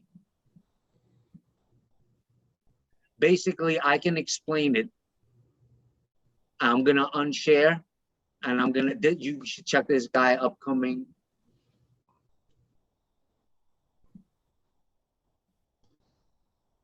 See, have you heard of a lot of the conscious community? They have have you heard this phrase, truth, and half truth? I don't know. Okay, I'm gonna explain that to you right now. I'm gonna stop sharing now, because I'm gonna stop sharing. View.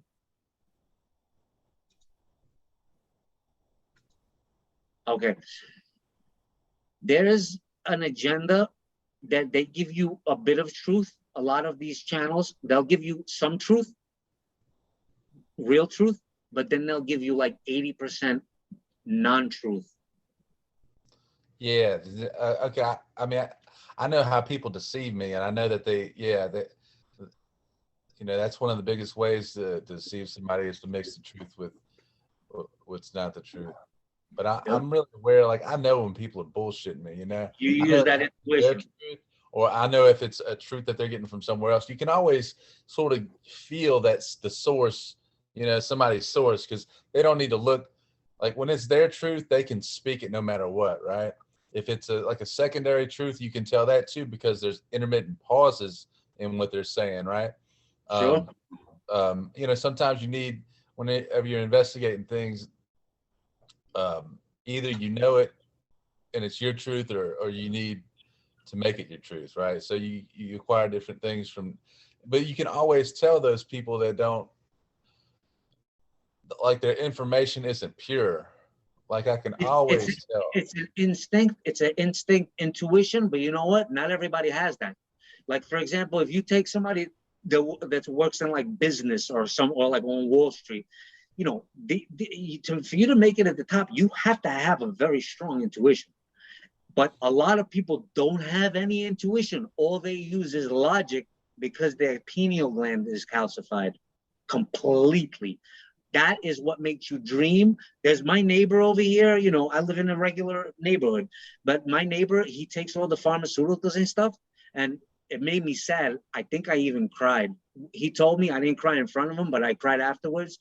He told me, because he keeps coming to me and he knows he wants to be around me and he wants to like be with me or something. A man, as a guy. And because he knows he needs, but he says, when we talked about dreaming, he said, yeah, I don't dream. I haven't dreamed for a really long time. Wow. And Yeah. I swear, because dreams are the most important thing. When I wake up, and I take numerous naps a day, one definitely at lunch, but if I'm working at home and if I feel like it, I take another nap. I take 2 naps a day. And because why I like the naps is it gets me into that, I don't know if it's theta state or zeta state or whatever it's called. I can't remember that. But, I go to sleep and I dream. When your pineal gland releases the melatonin, it heals your body. So I go into a healing state. When I come out, when I wake up, I do not wake up right away. I tap into that half dream state and then I take information out of it. And then it helps me, especially if I have a problem that I need a solution for, like in my project, whatever project I'm working. If I'm stuck, I'm dubbed. Give me one moment. Somebody might be joining us. And so if I'm stuck, on a project that I'm like, I don't know which way to go, like I'm forking the road, I get my answers from my dreams, from that dream state. As I'm waking up, I'm like, all right, what do I do and why? And then it gives me the solution right away. That's how I guide myself. It's my higher self. It's my higher self giving me a message in a bottle.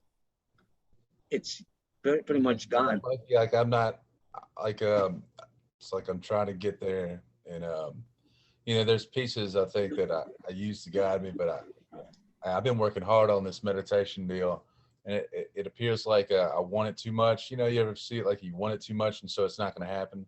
And so I think I'm approaching it wrong, rather than relax and all, and just let it come. Yeah, you don't want to force it if it's not your time. But you know what? I would say, if I was in a position similar to yours, I would do exactly what I'm doing. Focus on this paperwork. Because once you get that, once you get to a point where you can take a couple, you could take some time off, then you could go to retreat. I want to go to a retreat. That's exactly what I'm doing. I'm going to like a ayahuasca retreat or a DMT, 5-MeO retreat. It's been calling me. Now this has been the highest calling that I mean, it's been just getting from every angle.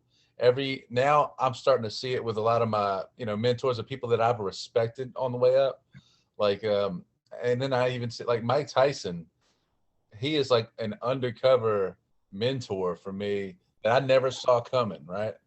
Never saw it Did coming. he do ayahuasca? Because I don't watch the news, but I saw something He about did that. 5-MeO DMT too, and that's what changed him. He did Right? what? He was the most vicious killer on the earth to one of the most beautiful humans like on the planet. Like you can just hear him, you can listen to him, you can listen to no stress in his voice. There's nothing there. There's no stress. He draws from the knowledge, like his knowledge now is very, very high. And he's just like you're saying, he's getting that knowledge from something way outside of his body. It is way outside. He's Let me drawing tell you that in. something. I might not even discuss you call them, or people, I call them downloads. I don't know, I didn't create that, but this is what it's called. It's called downloads. Just like you download something from the internet, the downloads that I've got that tell me what the reality is on this planet are so fascinating that I can't even discuss them on this group. Yeah. It tells you the secrets of everything. Once that opens up, it tells you everything. One little tidbit of what I got is that if you are ascending, is what we are doing, is what that process is. You're basically, you find a point of your higher self, and you are your lower self in where we are right now. So you have to make yourself, you have to transform yourself into a higher version of yourself. And you would have to start contemplating, and not everybody can do this, parallel realities. So that would be like a start. If someone can't do that, it's impossible. I'll tell you what I was doing earlier today, and this might say a lot about me. So I never rule anything out. I never just completely rule anything out. I know that every fact that we say is a fact is just an opinion. And I realize that now. Everything is an opinion because it's all based on perception, right? And it doesn't matter whatever we say an inch is an inch only because someone declared it to be an inch and everybody now agrees. But we just, it's an inch according to our perspective. And so I was on the Clubhouse, and this guy had the world is flat, prove me wrong. And I clicked on it just because I like someone else's point of view to what I consider to be my truth or my fact or my reality, to get maybe somebody that's put a lot of thought into the other side. And I had this sort of theory about this flat earth thing that I can't quite put into words yet. It's sort of like how, let's say, so we know how gravity sort of works. So gravity is really what's actually pulling things to appear curved. And so if something actually is linear, gravity uses, space-time to curve it, then it could actually be linear, right? So if space-time is so it works in a linear fashion, then the flat earth would make sense. But nobody thinks as deep on a level as that. They all think, well, based off of history and what somebody else's thoughts were. But these are my own thoughts. And I'm finally at a place where I can create my own thoughts, and they're mine, it's like my reality. I have enough information or these downloads in my head, these different pieces that I now finally, at the age of 37, for the past, I think 5 years ago, I probably had my first one, and now it's just all the time. It's like I'm making sense of, the world. It a lot is sort of going exponential. I'm almost to where I feel like there's just going to be a big exponential takeoff. So you went down the rabbit hole then. Oh yeah, I just well, that's just one thing. It's like, okay, I completely disagree. I just about completely disagree as far as what I believe is the earth being round, because it seems to make more sense of being round. But I clicked on this to see what type of debate was happening, to see if there would be something that actually makes sense that would sort of pull me in the other direction. And that's just to say that I don't ever think that anything that I think is 100% completely true. I understand that they're all opinions. And so I stay fluid. I stay able to just take the information that I'm given and to apply it to a situation. Oh yeah, I follow you. So what is your stance now? Like, do you are you entertaining the flat Earth? I always entertain things, just, based off of somebody bringing some extra knowledge to the table. I still, I wasn't swayed because this guy that was leading the community, he wasn't allowing people to speak. And so I devalue whenever he's not letting someone finish a sentence, and I don't agree with that. I think that if you have a good debate, you have to actually listen to someone else's stance and let them talk without interrupting them. And so it Yeah, was just sure. He Got it. had a couple of good, like a couple of things where it seemed like he was knowledgeable about some history and some things. And there were some things that I agreed with him with, as far as that we have digressed as far as technology, but we think that we've improved. I think that, Let me use the bathroom, all right? While you take that phone call. yeah, it's just an alarm, but yeah, go ahead. Oh, it's an alarm? Okay, I'll be right back. Yeah.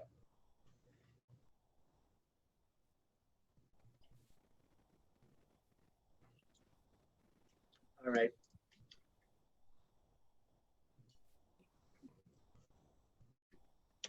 All right, so, I guess this, this meeting was more of like, an introduction. I mean, hey, we talked about a lot of stuff, and, well, we talked about documents, but we weren't in like a position to kind of like, but we did, communicate like where you are, where I didn't even say what, I haven't sent my pack out yet. Like I told you, I'm working on, just so you know, before I forget, every document I'm registering, because that registering is like powerful. I'm blessed. My postmaster is great. He wants to work with me. He's like, oh, the sweet thing, can you get the sweet out? I'm like, no. And he's like, all right, well. And then he gave me a whole roll of registered mail numbers. Because when it was juicy. I'm gonna, I have a couple cases, but focused on this. So your suite, so your PO box, is that just what your suite is? You just call it the suite instead of PO box? Yes, that's I think I'll make a video on it, but this is it. It would be good if I had some documents to show, because I could do it. Let me show you. It's perfect. All right, give me a minute. I'm gonna share screen. Yeah.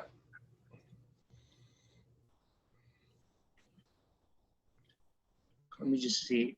I have personal, let me think. I'm gonna see if I can find the one that I don't have my personal information on, because I'm just gonna tell you that I'm gonna start a YouTube channel. Let me get off of share. And I may want to add this, so I want to make it clear. This, it's being recorded. Would you mind? Because it would benefit humanity. Yeah, I don't mind at all. Okay, good. So I'm sure we would get like a whole big group, if Google, actually they'll actually protect us, because they would not show it as much. When people search for, you have to search for the exact word. So anyway, and then only the people that it was meant to reach will reach. Just like, for example, the connection we're making, this is all, would you say ordained or divine? Absolutely. There's no way around it. Absolutely. It all happens for a reason. Yeah. Exactly. This is all synchronistic. Me having, because on my first video that I put on the drive is I'm being guided. That's the exact word. And it was powerful to me in retrospect. I'm like, I'm going to start talking, and I'm like, I'm being guided. So I'm being guided from my higher self to start this, and I started doing some videos in 2017, but based on my astrology from my astrological natal chart, I went through something called a fall, a Saturn, a Jupiter fall, and that lasted for almost 3 years. Pretty much my life went to shit, and now I'm finally out of it for the past 6 months. So Jupiter is back into Pisces where it's happy. Next year it's in Aries where it's even more happy, and then for the next 8 months, for the next 8 years, I'm good. And then I have another Jupiter fall, and then but by that time I want to be up in the mountains. Yeah. I'll spend that 2 years up in meditation. That's when I'm gonna really, really do my work. So anyway, what was I doing? Oh yeah. So thank you for that, because I want to do that. And I want to make that clear to anybody that does join. So now what I'm gonna do is I'm gonna I'll share my screen, and I'm gonna show you, because based on the question you asked about the suite.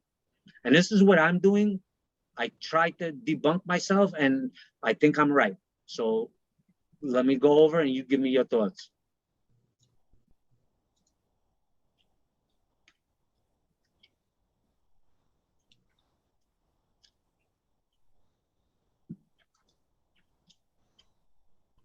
Yeah, I mean, it's been the thing that I worried about the most as far as the mail stuff, because I remember Patrick Devine's my favorite quote that he said. He goes, "You do not fuck with the mail." What do you mean? In what sense? Like you don't? No. Patrick Devine says you put a stamp on it. And he goes, and then you become the postmaster. And he goes, everybody knows you do not F with the mail. It's like understood. It's it's international law. Nobody messes with it. You want to know what I was doing this morning? What's that? When I come out of when I first wake up, I don't do any work except I come to the computer, or I basically channel myself. Like I go, I'm in dream state. I'm in half dream state, and wherever I want to go, I want to explore something new, I do. You know what I did today? I'm going to show you. Yeah. Let me share screen.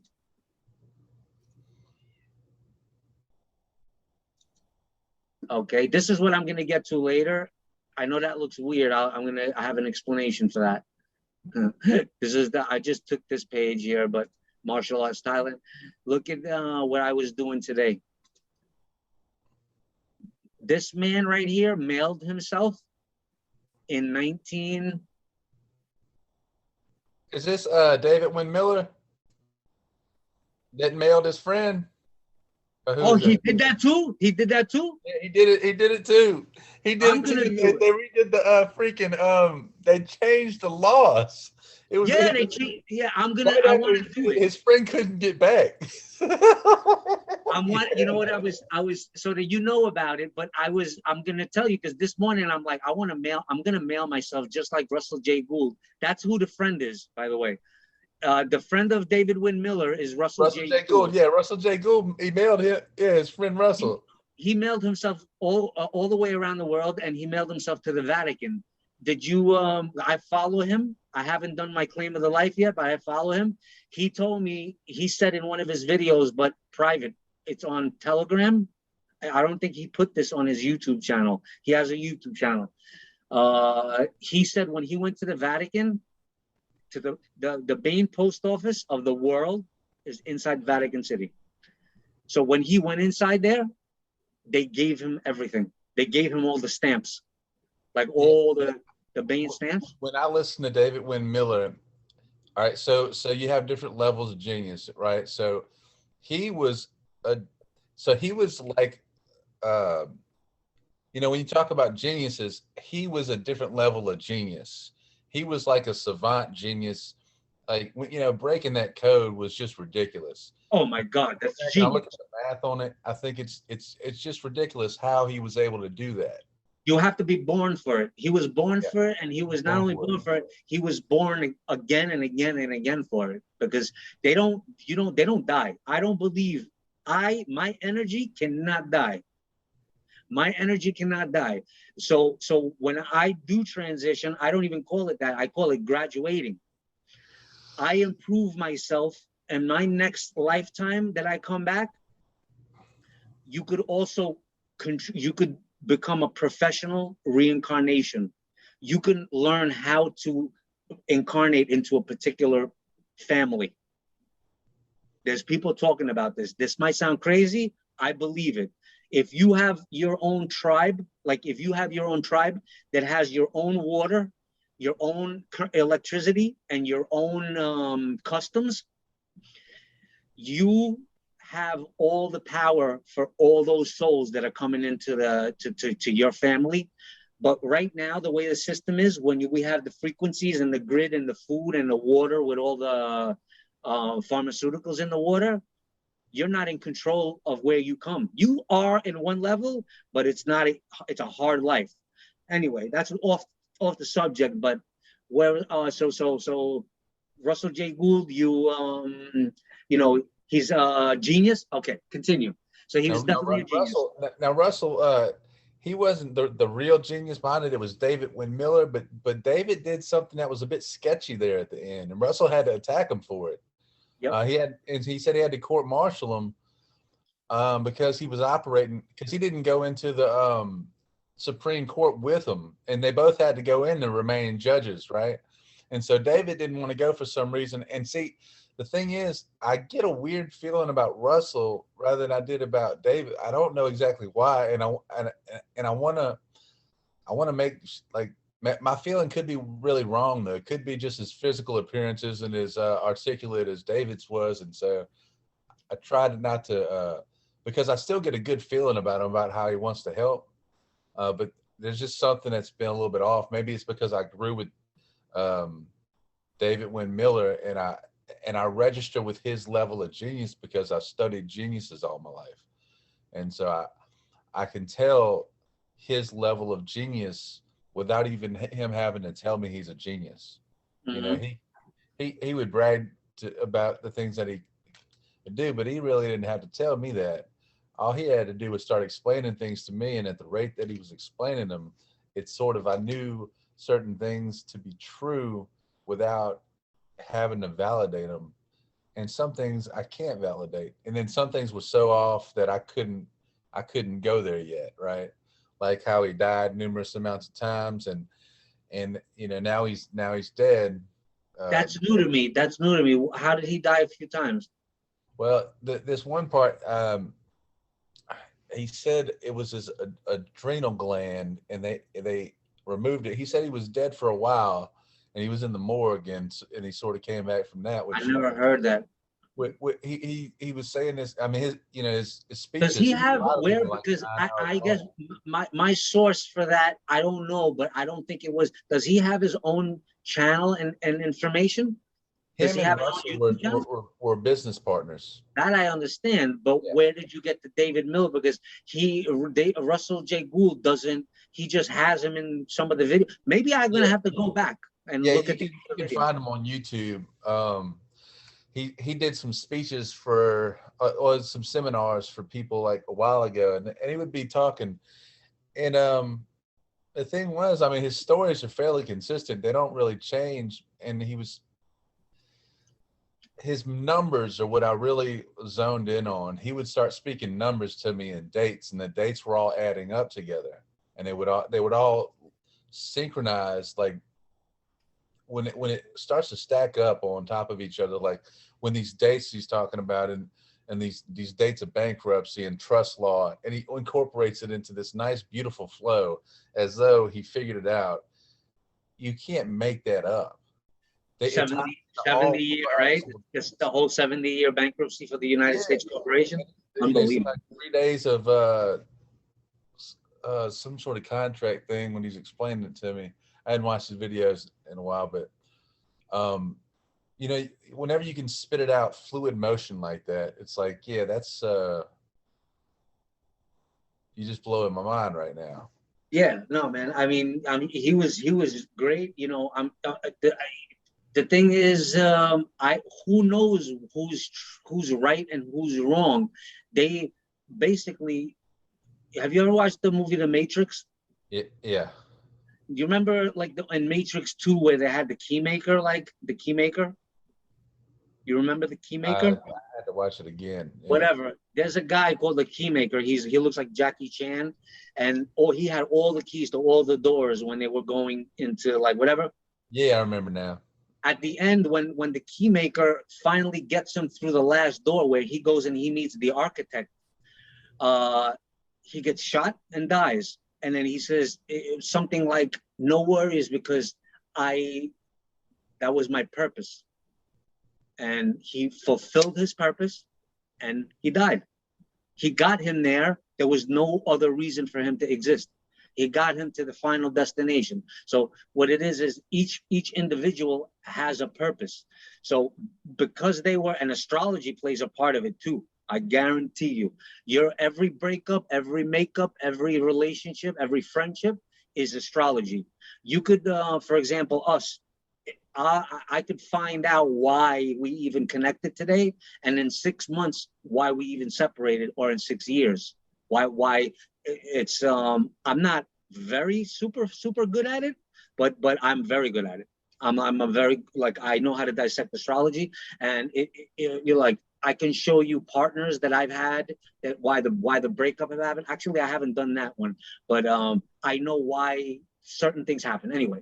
Yeah, I can tell you this much. There's something that me and you are supposed to do that's very big, and it's sort of. Just so you know, I lost you right when you said it's big. So I'll wait a little while for it to populate, yep, I don't hear anything, just so you know.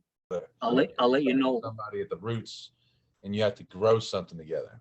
Just so you know, I didn't hear, as soon as you said when we being you and I, we have a big something, you got cut off. I didn't hear any of that.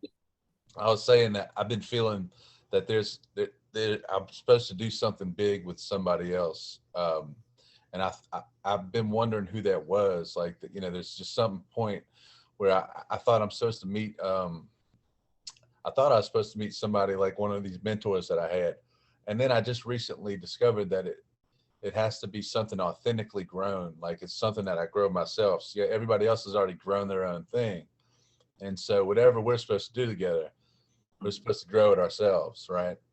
And so I think that, this first Zoom call here, I have this feeling that we're supposed to do it. Oh, got it. Yeah, that sure, definitely. Like, and just so you, start of it. Well, I'll tell you right now is that what you were saying about that it has to be authentically grown, that's important. So you're not a follower, right? But you're stepping into the shoes of a creator. And where I'm getting at with that is, when I was in business and I had 45 employees, there's two ways to run a business. There's the even like a mafia. Mafia doesn't work out of love, out of love and respect, for example, out of like the honor system. They work out of fear. So, but businesses as well, many businesses, they work out of fear. They want to be a part of it, but they work out of the fear system. Where I'm getting at is that everyone that worked for me, I never stunted their growth. I honored them, respected them, because when you're showing people how to make money, and everybody they want to take your job, basically. They want to take your business. Yeah. So, and I most people wouldn't, but I was in the frame of mind and the heart space that I allowed it. I wanted to see them to grow, no matter if I would lose them or if they would even Judas me, which happened numerous times. In other words, betrayal is very big. Like I have had to learn how to conquer that, and I did, and I am still working on it. But betrayal to me is big. So anyway, where I'm getting at is for you to basically achieve a very high level in this game, you have to have a sense of like a level of center, which goes back to Eckhart Tolle on the now, because you could grow, you could advance, but you have to allow the others that will never get to that point to find out where they balance out at, and allow them. There's people always going to be, in this somewhere in a very, very bad situation. You just don't focus on that. They must exist, because the amount of goodness and like light, that has to be dark. That's that yin and yang symbol, like the black and the white and the balance. It's no, there has to be, for a heaven to exist, there has to be a hell, because that's the game. You have to, and by the way, at the end of your life, when you do, because I've seen this, when you do go to the end of your life and you do graduate, you know what the first thing you want to do is come back and play it again. So when you do that, if you've already got to level, say 5, you're like, I'm going to level 6 this time. What does that mean? You go in deeper. You come in at your younger age, at your beginning of your life, you come into a deeper sense of hell. So the underdog, to me, no matter where they started, they could start a bum on the street, mother on drugs, whatever. They still have the capability of becoming a super high creator god on this planet. The lower that you start, the bigger your chances are. Yeah, I think about that, because you connect with more people the lower that you are. Nobody wants to see somebody that already has everything make it. Silver spoon in their mouth. They'll never get anywhere. Yeah. They're young souls, by the way, I feel. It's just a terminology. They're not, because they're basically, and they're probably even non-player characters. They probably don't even have a soul. A lot of people that are they're just fillers, non-player characters. We're the players in the video game called life, and they're non-player characters. The NPCs, huh? NPC, you've heard that? Yeah, I heard of that before. And guess what? They brought that word to Hollywood now. It's a movie that just came out this week. It's called Free. Let me just check. Hold on 1 second. It's an amazing movie. I just watched it yesterday. Quick. Free Guy 2021. You can find it on that channel I shared, emovies.io. I might watch a movie. Just do a memo. Just do it, like text yourself or something. That's what I do. Free Guy. Yep. He's in a video game with everybody's called an NPC, and there's real people, and then there's just check it out. It's good. Oh, it's got, what's his name in it? Okay, yeah, I know what you're talking about. I'm gonna watch it right now after this. Yeah, I'll watch it too. I watched it already, but no, I'm not gonna watch it. I watched it already, so anyway, I watched it twice, or I watched half of it one night and half of it the other night. All right. So we were at David Wynn Miller, and we have a thing. So we definitely do, because I do. And you know what? I'm the only person that exists. You don't really exist. When you get to these higher levels, you figure out you're the only person that exists, because the pineal gland, it's not a receiver of information, it's a projector. It's not a camera. It's not a camera. It's a projector. Yeah, I mean, that makes more sense. This world is what we projected, right? Exactly. So our own world. But you do exist for me, but you also are equal to me. So there is a reality. What we're doing today is we're making a bridge. We're bridging our universes. That's even where they get the word universe. I don't even spell it with a U anymore. I spell it Y-O-U. It's you. Universe, universe. Together and against. So it's your out breath and in breath. Your above and below. Syncretism. Yeah. Universe means in conflict. Universe means united and then in conflict at the same time. That's what you want to be. Chaos magic. Yeah, it's one step in order, one step in chaos. Yeah, I get it. Exactly. Anyway, I'm getting tired. We can go another 10 minutes or so. We'll go. Let me show you what we were talking about, and then that'll be like Yeah. the last note. Remember, we left off with about the suite. Yeah. So let me share my screen and let me show you this document, and I'm going to show you another document too. And this is just what my interpretation of it is. Okay, you know what happened to me this morning? All my documents came out like this. Look, 21 inches wide. I almost shit my pants. I freaked out. I freaked out. I spent 6 hours trying to figure out what happened. I unloaded Word, like I deleted Word first. Before I did that, I tried to see if I can fix it, and I did not do this. So all my documents that I worked on for 3 weeks that I mastered, like I called them my masterpieces.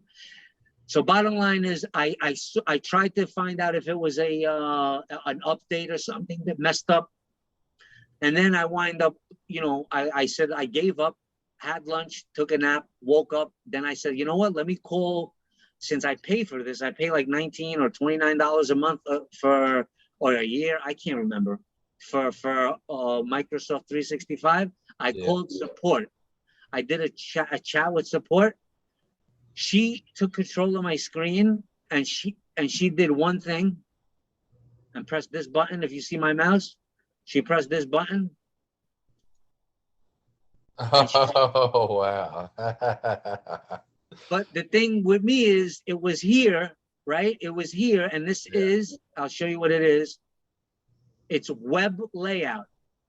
I didn't do that button, but I did this button, focus, and then I escaped, and then I did display settings, and I couldn't figure it out. So I missed one button. But I did not go into this web layout on my own, but you know how these systems are glitchy, right? Yeah. So anyway, so now, is this the right doc? It is the right document because it doesn't have my personal information. I just put X's and stuff, but the address is fine. I don't care. So you could mail, they could, what are they going to mail me? Hate mail? Okay. So that's the name of your post office right there, right? yeah. So let me show you. You have your private security agreement, right? Yeah. Let me go to focus. I like this function. So private security agreement, the debtor, all caps, is I use as post office box. Okay. Mastic Beach, New York, all regular straw man formatted to the all caps name, straw man. Right. Whereas the secured party, my name is upper lower in purple. A personam sojourn. This is not my final version. I'm not like my final version is like private, but if we're in a group and I may share it, but I'm being careful because I don't know, I did a lot. Go ahead. So are those come into the same box, basically, but different people, different entities? Yeah, they're different entities and they're different formats, but what you want to do is you want to find out if your postmaster is on board with this.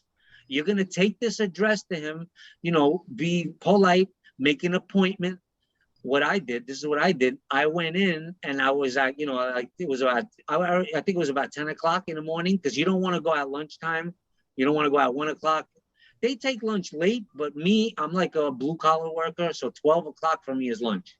Working as a roof. When you go to, so does each individual post office have a postmaster? No, there are some that are not full. Yeah, you have to find that out. But if you go to my videos, and I made some thorough videos on these. Okay. On how to find out which post office is a plant. Yeah, I went through that. Yeah, I saw that video already. Yeah. So, but I'm going to give you the soup and nuts of it. What you're going to want to do is find out where your county is, right? Where you're going to be sending the, your county clerk is. chances are that that post office, I had a conversation. I called them. I made a video on it. Go through that video if you have time. It basically, I called that location that's nearest to the county clerk's office, right? Okay. And that is it happens to be not a plant, but a distribution center. I call them, ask them, hey, you know what? If I sent out a registered mail to a location in Riverhead is the particular name. So it's Riverhead Post Office, and I'm sending to the county clerk in Riverhead. And I asked them, when does that go out? Or does it have to go to a different plant distribution center? Or does it go straight out? And she told me straight up, nope, next day it'll be out, delivered. And I said, oh, great. What about the green card? What happens to that? And then she said, oh, no, that has to go through the procedure. So that goes to the main plant, which is further away. And then it goes through those channels, which takes about. What if there wasn't a plant near me? The closest one was in Alexandria, which is about it's about a 2-hour drive. They had a main office though. They had a main office over here that was the main one.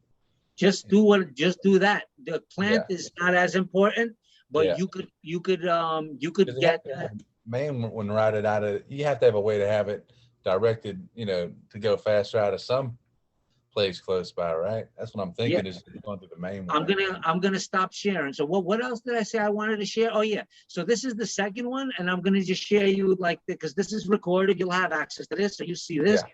Let me just show the third one, and then I'll get off share screen so I can see your face. Yeah. So let me show you another document. Let me see. Is that gonna have personal information? No. Let me see if it does. Quick, and then I'll be right back. Okay.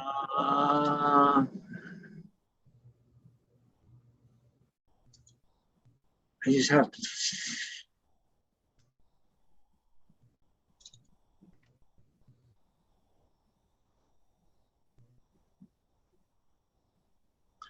Zoom really slows this down. Okay, no, that was the same document. No, it wasn't. Okay, one moment.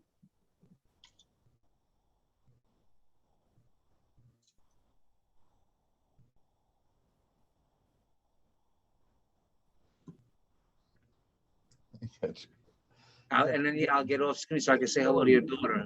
Yeah, the cat recording in here. What? You got an animal? You got an animal over there, young lady? What is it? Do you have an animal there? I'm saying. Yeah, Where is that? The cat? I fed all my cats already. Okay, let me see if it's got private information on here. Yeah, it does. So I'll show it. I'll show it another time. Yeah, but I can just I can zoom in on the part that pertains to the address, because the address. Let me zoom into that part and not move the screen. Okay. Like we're growing something here. So you gotta record the information. Okay. So this is gonna blow your mind right here. This is the third address, which is like your international 98. Can you see this? The international 98? Yeah, the general. So yeah, explain that to me, because so that's what's going on with that? I know about the general.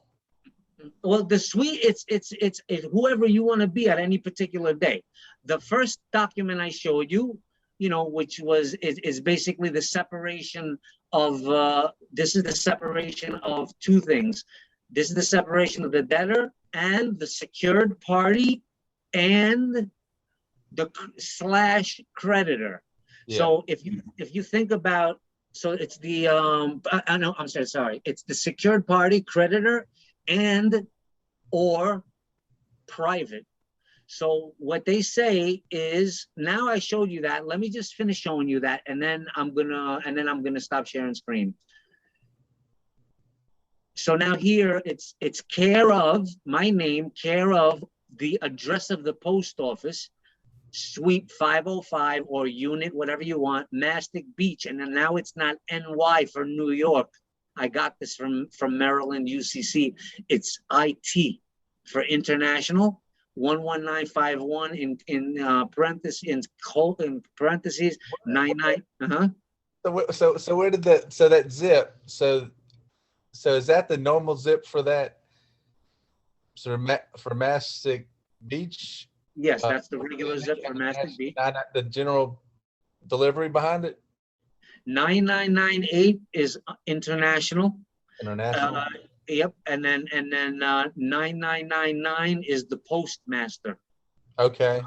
So you're right under the postmaster. The postmaster's 9999. You're 9998. And UMI stands for what? It stands for United States Minor Outlying Islands. Oh, that's like Patrick Devine stuff. This is secret agent stuff, baby. Oh, that stuff is golden. That. Let me read the rest of this. Let me read the rest of this with a voice here.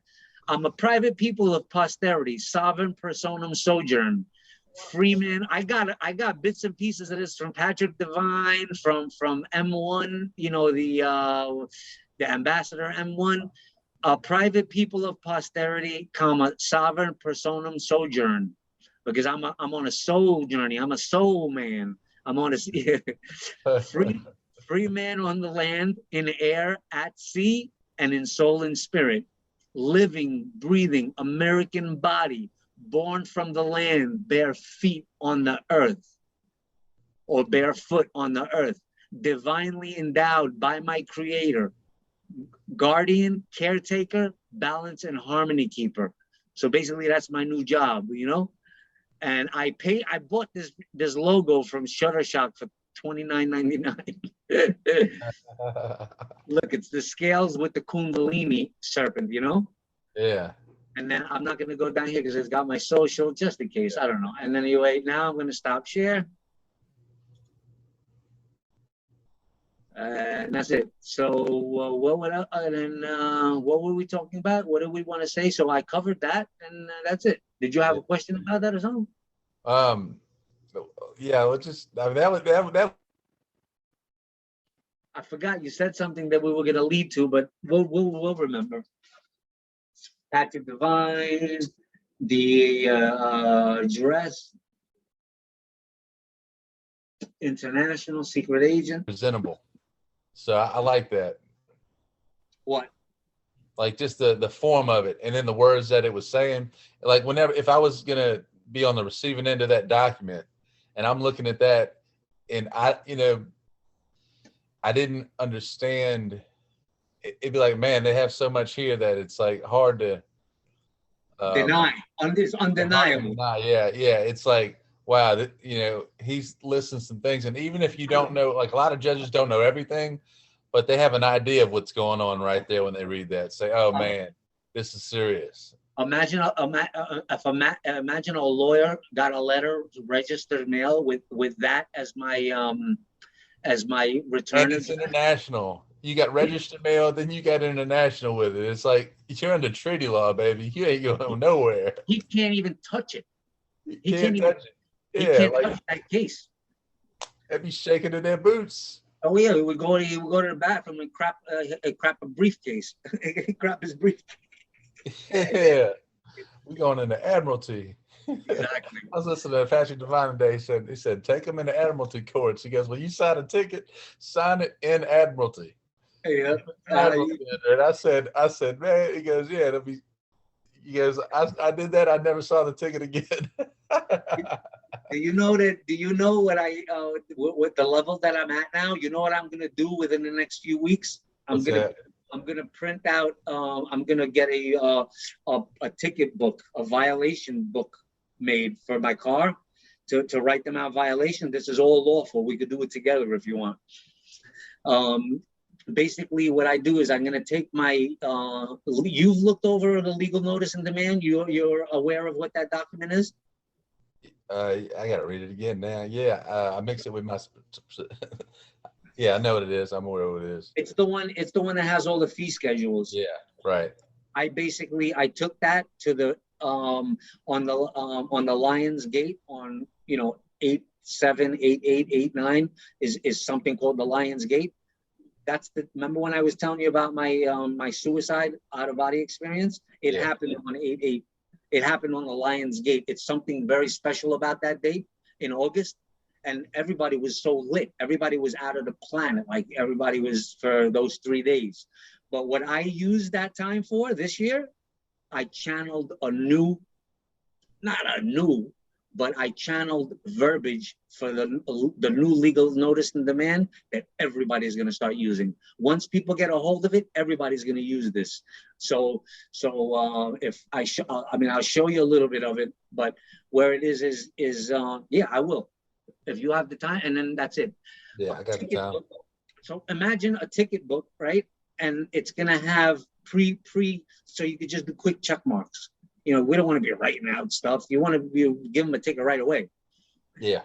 And it's I went into kind of in depth in one of the videos, but I'm going to go into a brief so people can go back. You basically have all your laws, the main ones. I have it just for when you're driving and traveling and migrating. And you have those laws, and then there's a verbiage that you say, hey, do you have a Fourth Amendment warrant? He's going to be like, nope, then don't move. I'm going to write you out of violation right now. Don't move. My car has cameras in front and back, and you're being recorded now. And keep your hands where I can see them. Yeah, I'm serious. Keep your hands where I can see them. Keep your hands there. And then you know what I did when I had a standoff 5 years ago? I had a standoff with police. I demanded them to voluntarily surrender their firearms to me. I had 45 cops, approximately, maybe 40.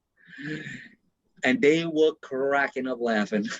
They were cracking up laughing. And you know what I had in my arsenal? What? One legal notice, a butchered legal notice and demand that I printed from the internet that didn't even have my name on it. And I was waving that thing around like What? Yeah, no, but I got seriously injured from that. I mean, they you know, they took my truck. I had a 16-foot box truck, and then they took my dog. So I'm still I heard about your dog, man. I went into a very, very deep depression, and then I immediately went into my Jupiter fall, and then I was in hell. I was in hell for pretty much 3 years. I was in hell. So now I'm finally out of hell. Yeah, I listened to your video, and I heard about that, and I think that, you know, they deserve everything they get for what they did. Yeah. I mean, if I imagine I can get him back before he dies, at least I can bury him on my property, and then he could be reincarnated as my horse. You know what I mean? I mean that's just where my mind is, as like a shaman chief, you know. Anyway, so you got this ticket book, and then you basically, it's a security right away. Right. You know? Yeah. It's a security because it's got your signature, your name, and amount, and it's for big bucks. So you know, you could even have a clause in there as a joke. I didn't add it, but technically if they leave, you got to get their name. If you have your camera, you can get their name. You could just do Suffolk County, but no, I want to get their names now. They're going to be on there, right? And you get it on just for security. You can go, if they're nice with you, you could say something like, you know what, you could say that if you're a gentleman with me, I won't go after you personally, but I'll go after your organization, you know, because if you go after them, they lose everything, you know. If you go after their organization, that's one thing I've been, you know, there's a lot of nice guys out there, and you know, I'm not trying to hurt anybody. Me neither. It's powerful stuff. So yeah, I thought if they step over the line, you know, then that, as long as you give them notice, I feel like there's nothing wrong with that. To me, it's what happened in my past is what happened in my past. Now it's defense and preservation of my trust property. So all I want to do is I want to defend and protect and be able to transport freely my trust property, which includes me, you know, which includes any member of my family, which includes my livestock, my heirlooms, and my thoroughbreds. So basically, I know how to navigate now. I know how to deal with them. You pretty much untouchable, but you have to do a couple of steps, and I'll go over them. But we're not going to go all of them tonight. Is one thing is that legal notice and demand. You want to get it registered properly. There's a way to properly register it, and then to record it and authenticate it at the state level, and also make it public. Make it public. Now they're doing all the public notices, not public notice at the county, but the public notice at, like in a newspaper, how we used to do it, like the press, like, Louisiana Press, and then you pay for it to run 4 weeks. Now it's all digital now. So there's sites that everybody's using, and then it's accepted as law. It's accepted. I'll show you one, but I found out everybody's doing it for all the real estate and such.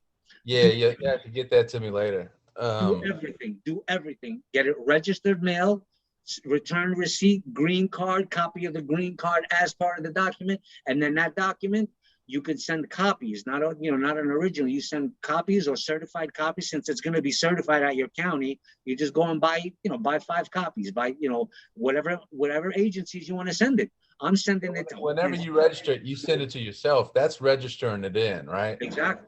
And so you register it like that. Then you take the copies of the green card and it's not, you don't have to like sign it when it gets there, right? It's just the green card, right? I'll show you right now. Okay, now I'm going to share screen. I mean, this is what I'm doing. I'm not saying it's right or what is wrong. No, but I believe that's right on too, because whenever you register it and you put that postage on it, it's in there. And not only that, you know what else you're doing by registering it? You're serving the straw man. Okay. Notice you're giving the notice to the straw man. Yeah, in other words, you're serving the straw man, because now the straw man's been served. He's been served through registered mail, because you're the creditor. So it's proper on that end too. Okay. All right. I don't. You know what? I couldn't even do anything with my social security number, so nobody else is going to be able to either. So this is what you know what I mean. Yeah, I wasn't even able to get a credit card. Yeah. So this is a page inside of the main document. Oh, is this the legal? No, I'm going to open up the legal notice and demand. Remastered. Yeah, I noticed like your prices for your dog, they were through the roof. And I thought, well, if your dog's priceless, you can name whatever price you want. Oh yeah, big boy billion. Yeah. My dog is worth big boy billion.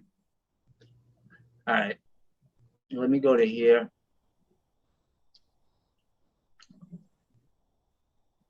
Oh, that's a real number right there. You picked that one on purpose. Oh yeah. What you do is if you get a roll of this stuff, yeah, you go into the future. In other words, you start unrolling the deck, and then you find a number that's ringy. You know why? Is because I said this whole thing on a video I made already. You're gonna be reciting them here. I'm gonna test myself. Okay. Keep your hands where I can see them. Don't move. You're in violation of JLLNAD 1129197113 274 RF 418-600-200 US. I didn't do that by memory. Because I could do it, but not right now. I'm tired. But I just looked at it. But that's what you're going to be. Basically, you got to memorize this document number. And then it's also on the video recording for your evidence. So you're not even done yet. Then you're going to say, you're in violation of section 13, paragraph 1.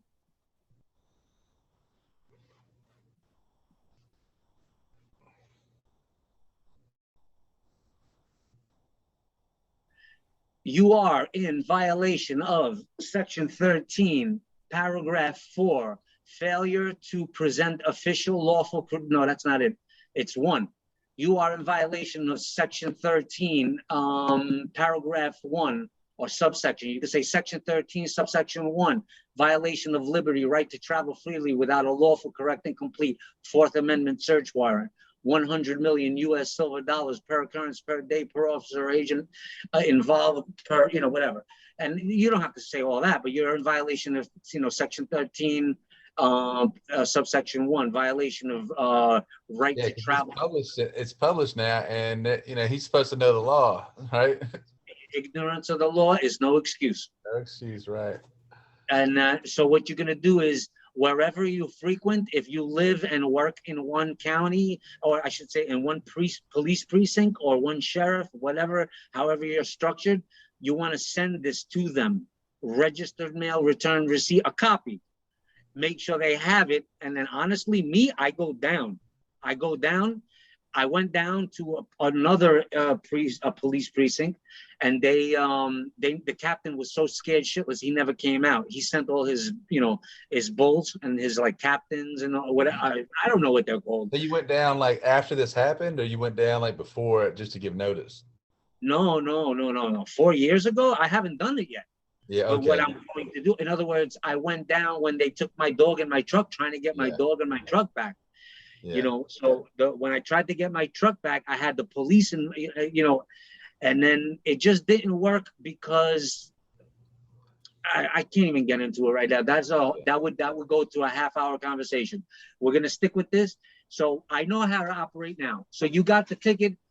Once it gets to this point and they see you're nonviolent, the thing is if you have Louisiana state plates on there, you're going to have a problem because he's obligated by his whole world, his laws, to fight this nail, tooth and nail.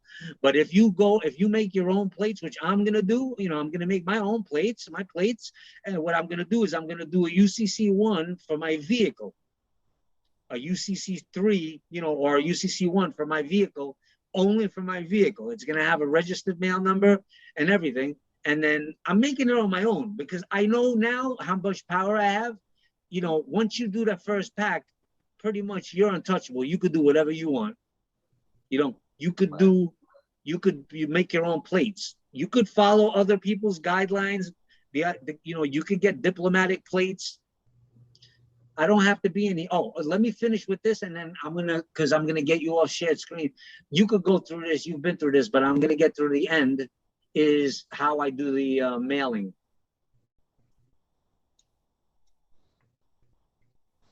Now, okay, I don't have that page on here. Oh, I lost that. I know I started it. That means that when I lost my data. That's why this whole thing, I lost a page of data because I know for a fact that I included it in here. I hope it was. So that means what I'm trying to say is I included that page that I showed you in my legal notice and demand. But now I went back to the private security agreement just to show you. I hope this freaking Shutterstock logo, because they're giving me a year to use this thing. I have a feeling that they're gonna try and hit me because I'm continuing to use it in my documents. They're probably gonna try and hit me with a fee. Where is it? Okay, so basically, you see how I didn't know for what. Okay, so you see right after the document finishes, I have this page. I am going to go into here, focus. I am going to sign it in gold, thumbprint it, put my 98 number here. I'm going to print this page out, and I'm going to put this page with gummy dots, these little gummy dots on top of the manila envelope. I've already done a test. I've mailed one sheet, single sheet. I've mailed it to myself, and it comes back fine. It just comes back a little bit folded, a little bit crinkled. So this is going to be included. It's going to be the front page of my mailing manila envelope, Then when it gets to me, I'm going to take it off. I've already named it. Look, page 19. Yeah. And then this is going to go into my document as page 19 with it stamped from the post office here.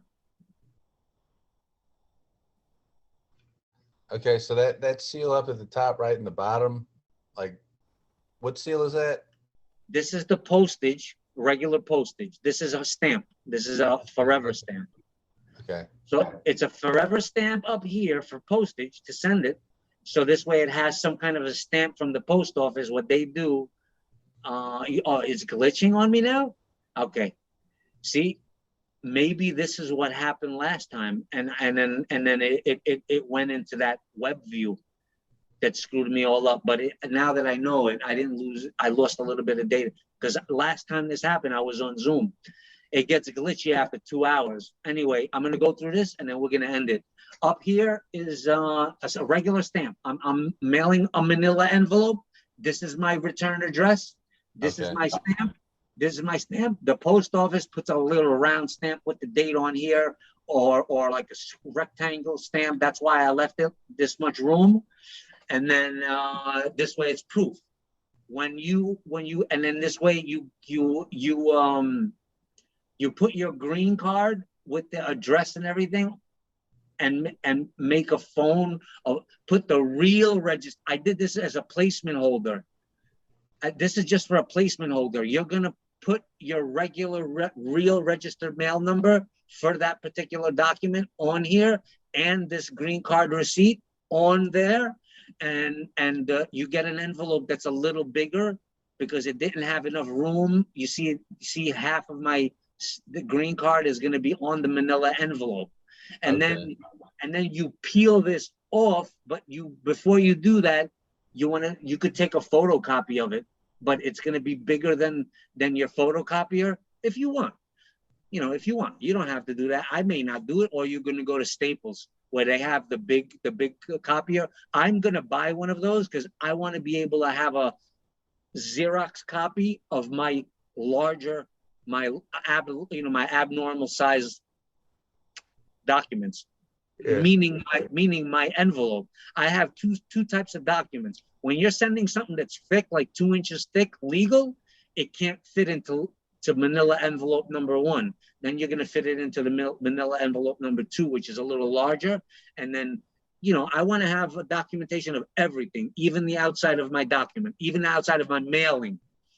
So, and then this is your stamp, your seal, just to make it look official. He talks about it. You sign in gold, red thumbprint, 98 number, but it doesn't have to have the 98 number. So this says page 19, but it's actually printed on a manila envelope. No, it's printed on a white piece of paper that's on bond paper, but you glue it, temporary glue. There's a temporary glue that you temporarily glue it, almost like that. When you get those credit cards from the mail and you peel it off and it's got that little gummy glue on there? Yeah, okay. Exactly. And like I said, I already mailed 1 sheet alone without the manila envelope to myself as a test. Yeah. And it comes back fine. It comes back a little folded. I can show you that. I'm going to get out of this, escape. Give me one moment. Let me stop share. I'm going to close these out. I don't want to share any of these anymore. I want to close these out because I don't want to lose them. Yeah, okay. I don't want to lose any data on them before I end the stream, because I'm going to end it within 5 minutes. Okay. I'm going to start closing all these out. This I don't need. This I don't need. This I don't need. I'll just keep that. Human mail. Look at this thing, man. This guy mailed himself in 19 something, and I was thinking of mailing myself. But imagine I mail it to myself and they won't let me they won't let me use their Wi-Fi because they have a separate room for registered mail. But I think I can do it. I'm gonna still try it though.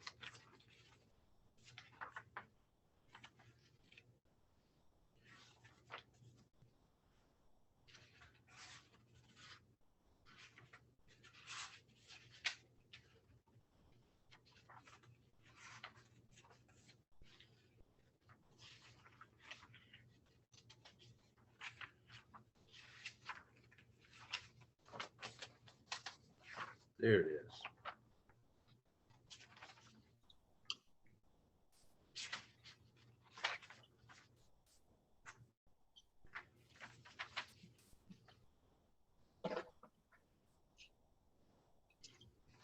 Okay. And it's talking about benefits, and it's this this is from this book. It's Government Instituted Slavery Using Franchises, and it says government may not call funds collected to support the program a tax if the benefits are paid to private individuals. Rather, they must call it insurance or social insurance, and must emphasize that participation is voluntary and can be terminated at any time. This is the same requirement that private employers must abide by in offering employment benefits to their employees. And so basically what I was noticing on this is that, you know, tax, like,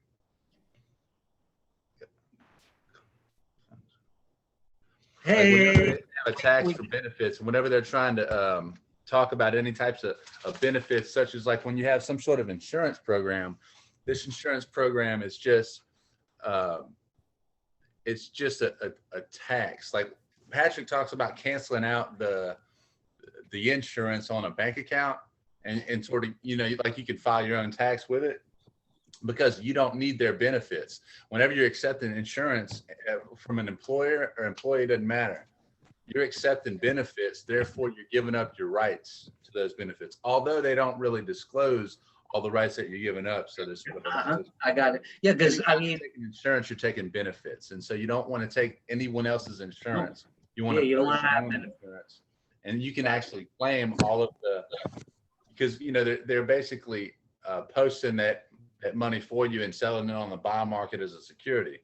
Well, you can. Hey, Nicholas, let me introduce Els here. Els, can you hear me? Is your mic working?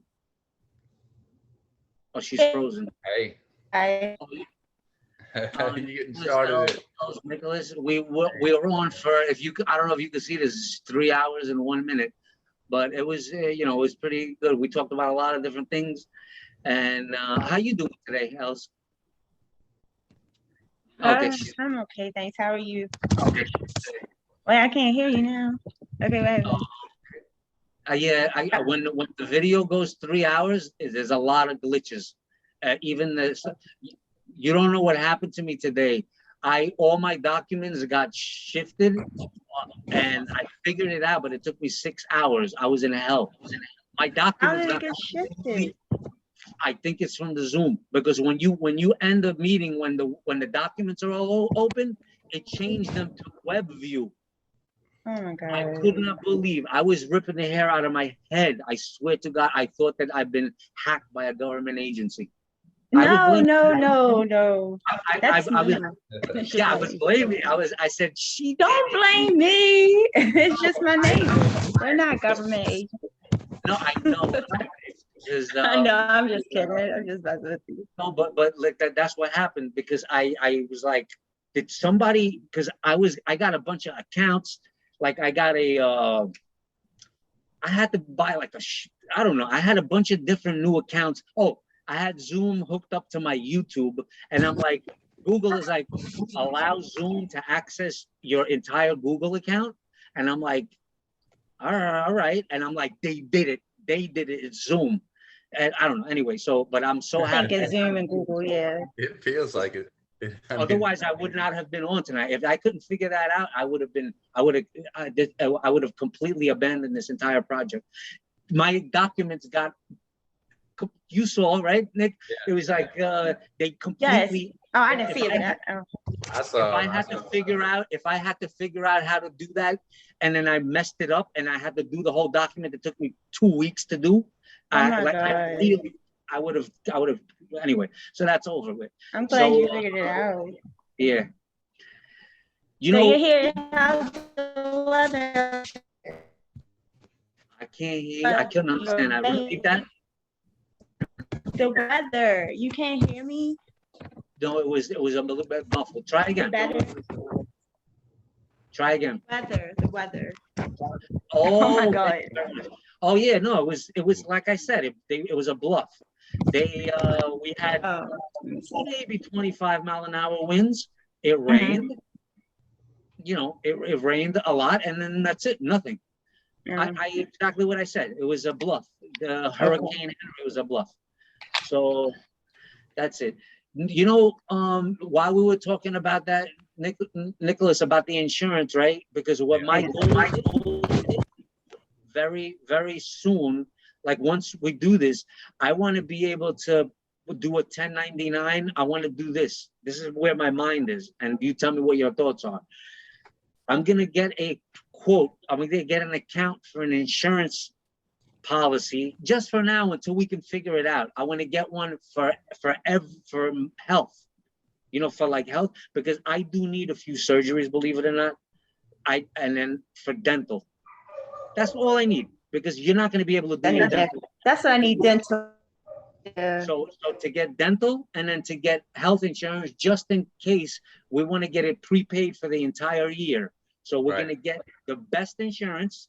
You could even add, like, you find a company that has home insurance. I don't know, but we're still in their system a little bit until we can really get that 1 foot completely out.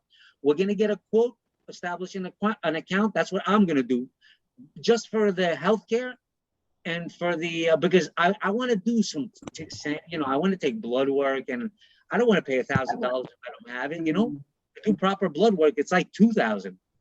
Right. To do, if you do specified, and then also like dental work to get, like, I need an implant for a crown that I have.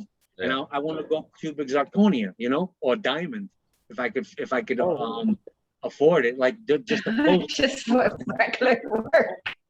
No, if I make the money, I'm going like diamond, or silver. That's true. For the post, and then the crown, whatever. But so you get a quote from them for the full amount of the year, and then you get an account. You get a. So I have a question about that. So everything is gone. Okay, so the indemnity bond, right? That wouldn't cover the insurance. Your hand where the speaker is, hold the phone where not to touch the speaker, because it's going blah, blah, blah, blah. That's all. That's what I think they're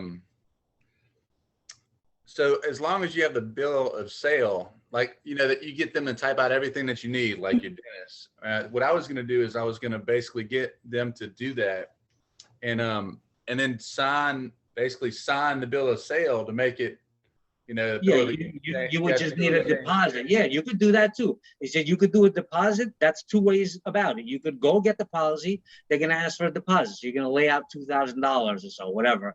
And then you could do it that way. But I could wait 6 months. In 6 months, I'm going to have access to my 1099s.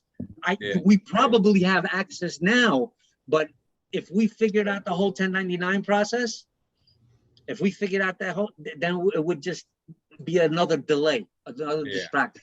Right. So let's focus on getting the pack done, and then, oops, I just muted you. Yeah. Okay. Once I get my birth certificate, I got to send it off tomorrow to get authenticated, get that back, and get my post office deal, taken care of. Then my pack is done. I just got to put dates on it, and then my notarized as a straw man, and then my care of addresses, or care of addresses. I might use. I don't know if I'm gonna use the international one just yet. Like that one was pretty special, what you just showed me. I thought, well. And I'm glad you're talking about that, because I have a question about that too. Go ahead, ask.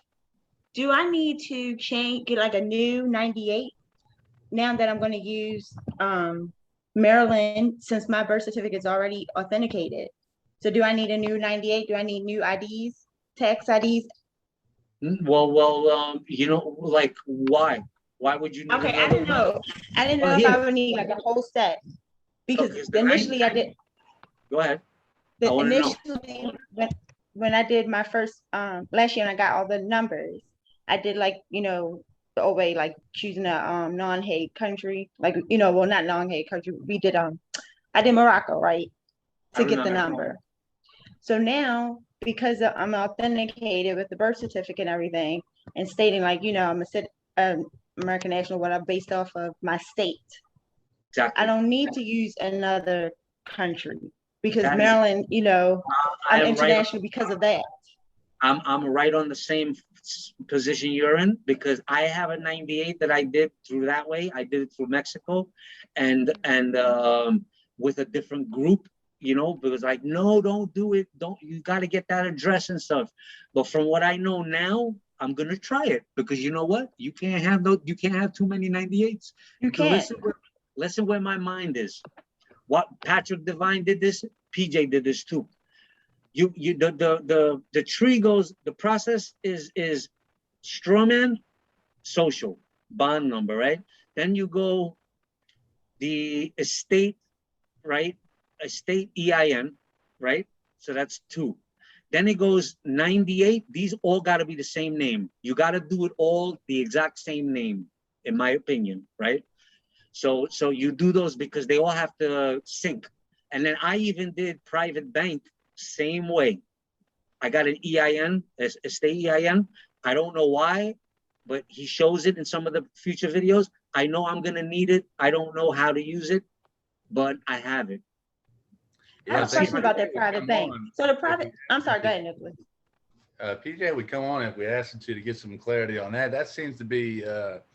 How are you in communication with him, please? I email him, and I asked him about, he said there's not really a group that anymore, since everybody's already gotten their packets done, and they're not really giving back to the system. But he's always been a guy that just sort of gives back to what's helped him get there. Wow. And so people aren't really doing it anymore. And so I can just message him and say, hey, are you interested? Message him, but don't message him yet. Just message him. Wait till we get a little more. No, all I want to do is I want to actually we can. Let me just think it through, because I tried communicating with him, and he gauges where you are. He never responded to me. So do you have some type of communication? Say, you know what? We talked about it yesterday, Els. Why you can't communicate with them? First off, I believe they may have non-disclosure agreements with the United States Treasury. 1. So they can't really be public. But if we're private, if it's a private group, we will keep that video private. You know what I mean? Because he hasn't, I'm just presuming that he would, but there does seem to be like a list, like when people finally get to wherever they're at, that they just sort of disappear. Yeah, I've noticed that too. And they always go by a screen name or something. But there's something there where they're gone. I know. Yes, and I'm like, what is going on?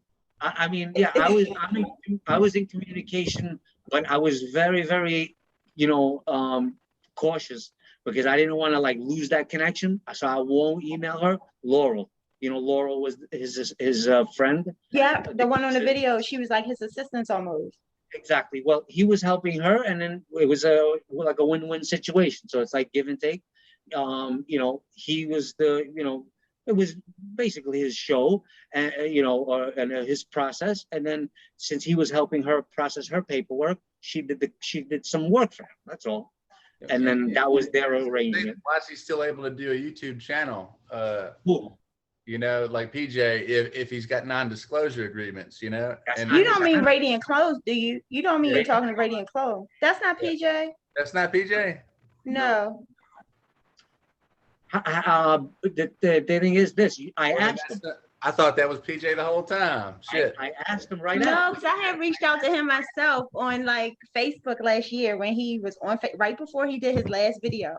The one Jenton, when you said he dropped everything. Yeah. And yes. I guess he thought I was an agent, because he quickly got off of Facebook, blocked me. I was just like, oh Lord. I'm like, I'm not an agent, but it's either that or you're a really good one. It was really him though. It really was PJ, because some of the real ones who connected and gotten their stuff done are friends with him. but it really was him, and I'm like, shit. Yeah, So, his profile is not even there anymore. I mean, you know what? Honestly, if you've been through that, when I get to that point, I need some time off. right. I mean, he said he was. I mean, yeah. Patrick needed some time off, and Gene, he needed time off. Everybody. Yeah, I mean, But I just want to know really if it is a non-disclosure with the secretary. I mean, the Treasury one. We talked about it yesterday. What did we ultimately say? We ultimately said. But you know why I'm asking that? So I guess I don't want to say I'm gonna, use assuming, right? But all those out here, like with their packages and their stuff, that selling their stuff, selling their stuff, but doing their, schools or whatever, don't have NDAs or haven't reached that level yet. Is that safe to assume? You see what I'm saying? Yep, but I'll tell you why. Sending a first pack in, you know how many people I know that sent the first pack in and they're not even doing 1099s? All they're doing it is to basically to clear their debt and kind of get to like somewhere stable. Right. They're not even doing 1099s. Therefore, what it is, in my interpretation, because PJ explained it, but in passing, I'm calling the Treasury and I'm like, what do I got to do? You have to link the Social Security. I have a Fidelity account with the Social Security number. Mm-hmm. And what you ultimately want to do is you want to have a Fidelity account with your 98 number. That's remember, right. Linked to your Treasury. And because okay. I know. What they're gonna wind up doing is you're gonna be like, all right, give me my shit. And then they're gonna go, all right, well, where do you want me to put it? I'm excited about it because, all right, and that's why everybody did it that way. I gotta say this. Let me say this one last thing else, and then I'll let you say. Because Nicholas is because now it gets to the Patrick Devine stuff, because he went all the way, he got up to the bankruptcy court and he wanted to find out. That's why for all of us, that's why he got the bounty hunter's license, the badge, because he's looking for his bounty. So now to get his bounty, sure, that's nice. I want that. His bonds. His bounty is his bonds. His bounty is his property. All that shit. He wanted to die with a zero balance. Everything in his account. He didn't want to have anything outstanding. He didn't want to have any attachments. He wanted everything in-house. He wanted everything back. So that's what he did. He wanted to find out every little corner, crevice. That's what he did. That's what his mission was. That's what his purpose was. So his purpose was to do that. And I want to do that too. And there's a few ways to do it. One is, I got it bookmarked. I'm going to share screen and show you. This is important. Did you want to say something else? Because I want to show you something important. Go ahead. I was just saying, going over to what you were saying, because you're saying like, okay, who do their first pack? They do it so they can get their debt cleared. They don't necessarily want to hook up with the Treasury and go private, because basically, it sounds like once you go all the way with the Treasury and you're doing business with your Treasury and you're linking your estate, your 98 estate, that number with the Treasury, because you're mimicking everything on the public side. You're doing that on your private side, but on the private side, you're dealing directly with the Treasury, right? That's right. That's the highest. That's where our UCC, I should say, our trust pack is. What do they call it? Birth. Like birth. The Sesticade, that trust, right? Yes. Okay. That's where. So basically, so that's when the NDA comes in. If we decide to go all the way, which I want to do, because that's how I do the whole foundation thing, is everything is private. So to remain private, you have to go into this agreement with the Treasury. Right. I don't know. I don't know. I'm just asking. I haven't heard of this before yet. This is new to me. I signed one. That's why somebody asked me to sign one, and it was but it was not with that group though. It was with a group, yeah. In other words, but it wasn't directly with that. Yeah, but it was a crumb. Everything is a breadcrumb. Right. In other words, remember in his PJ's video, I'm sorry, he kept saying he was doing his exit interview or whatever. Yes. And I'm like, okay, but that was with the DTCC, right? Yeah, I mean, those are all, I don't know which agency. This is all I was just like, supposition. okay. That's a big agency too. I haven't because met Yes, that's where the birth certificate is. What'd you say, Nick? I hadn't made it to that video yet. That must be at the end of his series, huh? Yeah, you should watch the last video. Is juicy, boy. Nick, if you didn't see the last video, 6, I 7. don't want to spoil it. Should I just get to the last? Man. Oh yeah, because you're at number 8, right? Yeah, I'm at number 8. Yeah. Yeah, but you already said, we already talked about that you go to the future to help your past. So go into the future just this one time. Watch that last video, but it's not on YouTube. All right. It's on June 7th, 2020. And that's right after he like disappeared. He just like I just did my vanished. entire packet, and What? I figured I'd get that complete and then go through it as it's getting ready. Okay, let's do it. Let's do it that way. All right, what was I going to show you? I was just going to show you. This is where you what he says in that video. I gotta just search for it and then I'll share screen. Give me a second, and then that's it. We're gonna end this because I am super tired. We're on for 3:20. Yeah, it's been a while. It's been good talk. I tell you that, man. Yeah, well, definitely. It was juicy. All right, what is this called again? United States. I have a bookmark, but I don't know where. Court of International.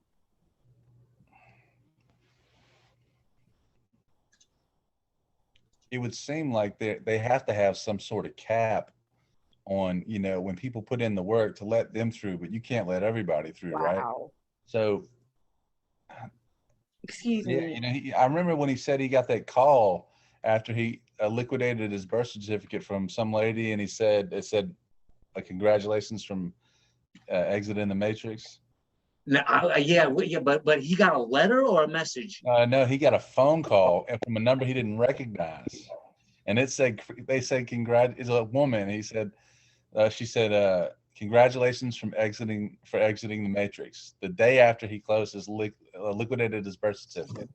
Who said that? This came from who? PJ. What? He talks about it in like video 5 or 6 or something like that. Yeah, I wrote it down. I can tell you exactly what video I believe. No, I remember when he said it. I Yeah. remember when he said it. I had to rewind it because I was thinking, everything, you just thought that it was a movie, but like when I read certain things from different angles, this Matrix deal is a real thing. They actually call it the Matrix. This is not a fake law. You know what the most important thing that is overlooked? Remember when we were talking about health before? You know what the most important thing is? What's that? You know how they got us? With the parasite. You remember when they took the parasite out of his stomach? Well, he In the mentioned something Matrix? about that. I can't remember much about it. Well, if you rewatch the movie, they took a parasite, an electronic robotic parasite out of Neo's stomach, and he said, "That thing is real." And then it was real, and then they throw it out.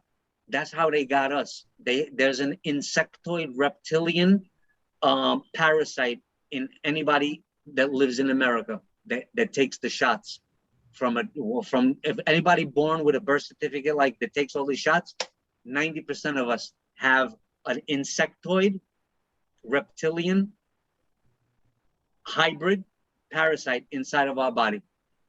And what it does is it controls our nervous system and our brain. If you ever fight it, it kills you. And that's what it wanted to do to me. It wants to kill you. And then if you attack it, what's that? I mean, I'm already, I'm comfortable with death. There's not much. Anyway, I've been around a lot, and I'm comfortable with. I'm just trying to, make peace with it. I read Robert Greene's book on 50 Cent. It's the 50th Law of Power, and that book is amazing. It'll get you you've already been there, obviously, but for people that have fear, it really helps with being comfortable with being fearless. I just want to be fearless. I don't even think I'm going to be able to, because when I tried to share screen, it took a couple minutes for it to even populate. I don't want to lose this recording. So I'm scared that if we continue, we might like lose this recording. So okay, I'm gonna close my windows first before I even end. It was a pleasure to meet you. Every other weekend I'm off. You know, I got that weird nursing schedule, so I'll be able to. You know, I'm available on like Thursday nights would be my next like upcoming like Wednesday, Thursday night. Let's see, is that right? Yeah, I'm off Wednesday and Thursday. I work Friday. I'm off every other weekend pretty much. What about those Wednesdays and Thursdays? Are you off every week on Thursday? No, it switches every week. So this next upcoming week, I'm off on Wednesday night, Thursday night. The reason why I mentioned is because I was thinking if I do advance in this and we like move forward, Sundays is great, but sometimes Sundays is like not enough, let's just say. And I do definitely need my Monday, Tuesday, no, but Thursdays, I could do something at around the same time if you want, if you're interested. Next Thursday would be great. Okay. Or another day. The only thing is it won't, I guess it won't be consistent. I would have to make a new meeting every time because you don't know if it's Thursday or Wednesday. What about the following week? Yes. So the way that my schedule works is in a 2-week period. The days that I work 1 week, I'm off those days the next week, right? And so it always flip flops. Like, so I work 1 weekend, I'm off 1 weekend. You know, if I work this Monday and Tuesday, I'll be off next Monday and Tuesday. If I'm off this Wednesday, Thursday, I work next Wednesday. But Thursday. Does it repeat in 2 weeks? It always, it's a repeating 2 week. It's always the same for 2 weeks, but it just switches every week. What about when the 2 weeks is up? Is it a completely different scrambled schedule, or is it the same? No, it's the same. It's the same continuous. You're off every Wednesday and Thursday every 2 weeks. No, every 2 weeks, every Wednesday and Thursday, 2 weeks. Yeah. Oh, right. That's easy. So then every other week, Wednesday or Thursday, we could do something. Yeah. If we need it. All right. So, Els, anything you want to like add? No. Okay. So yeah, maybe we'll do next Sunday, but we'll talk. Els, because I know you wanted to talk to me about something. You can call me like. Maybe tomorrow I was busy, but maybe in the afternoon I could. Just give me a good time to call you. And then I'll work on like maybe making some kind of an Excel sheet of like a punch list of what needs to be done, and then you don't have to follow it. But if we're gonna maybe possibly work towards getting this first pack out, at least we have some kind of a structure that a document could be created. They already did one. But we'll review. Is there a target date for us to have our first pack out? I don't know, but for me, it depends on like the past 2 weeks, or at least the past week. I couldn't get anything done because I ran out of money, so I have to work this week and make some money. And I'm gonna check, and because like if I wake up and I have to figure out how I'm gonna like make money to survive, and then And man, PJ said we can send each other like $5,000 checks, man. We're gonna do that. We're gonna do that. I mean, if you want, you want to do the 1099 like process and see if you want to work on that or just focus, because then everything is. The 1099. If we're honest to God, it doesn't even take that long to do 1099. I mean, right? I know you can sign up online to do that as they were doing. I know. I gotta figure it out because I do not want to use the 1099.com. I want to use the official site. There's an official way to do it through a different website. There's another where you get a username and password, same thing, but it's not. Gotta be that fire website. Gotta be that fire website. That because I've seen that fire. That's it. FIR. Yes. You said it. That's what it is. Let me figure out if I can do that, and we could do that quick. We could do that quick, and then we can go into contract of I can build you a biodome for $1 million and improve, like do a home improvement on your home. Send me a check for $1 million, and then you can cancel at any time. But there's a 30% fee. for my Yeah. time. That's pretty For a smart. 30% cancellation fee. I own a construction company. It's all legit. So what I'll do is I'll build you a biodome, give you a water tower, well, like a well with all the filters and stuff. I'll make it out of silver line, so you get silver energy, and then fence, greenhouse, and I'll include all the gardening and everything, organic heirloom seeds. $1 million. How's that sound? That sounds good to me. We all make out. We all Yeah. make out on it. That should be our first one. And this way we can maybe get out of that. All right, that's it then. She's off and she dropped. Let's close this now. All right, All right, Nick, good. we'll talk again, okay, Nicholas? All right, It's later. very nice to meet you, and we'll speak again. Have a great night. All right. Take it easy.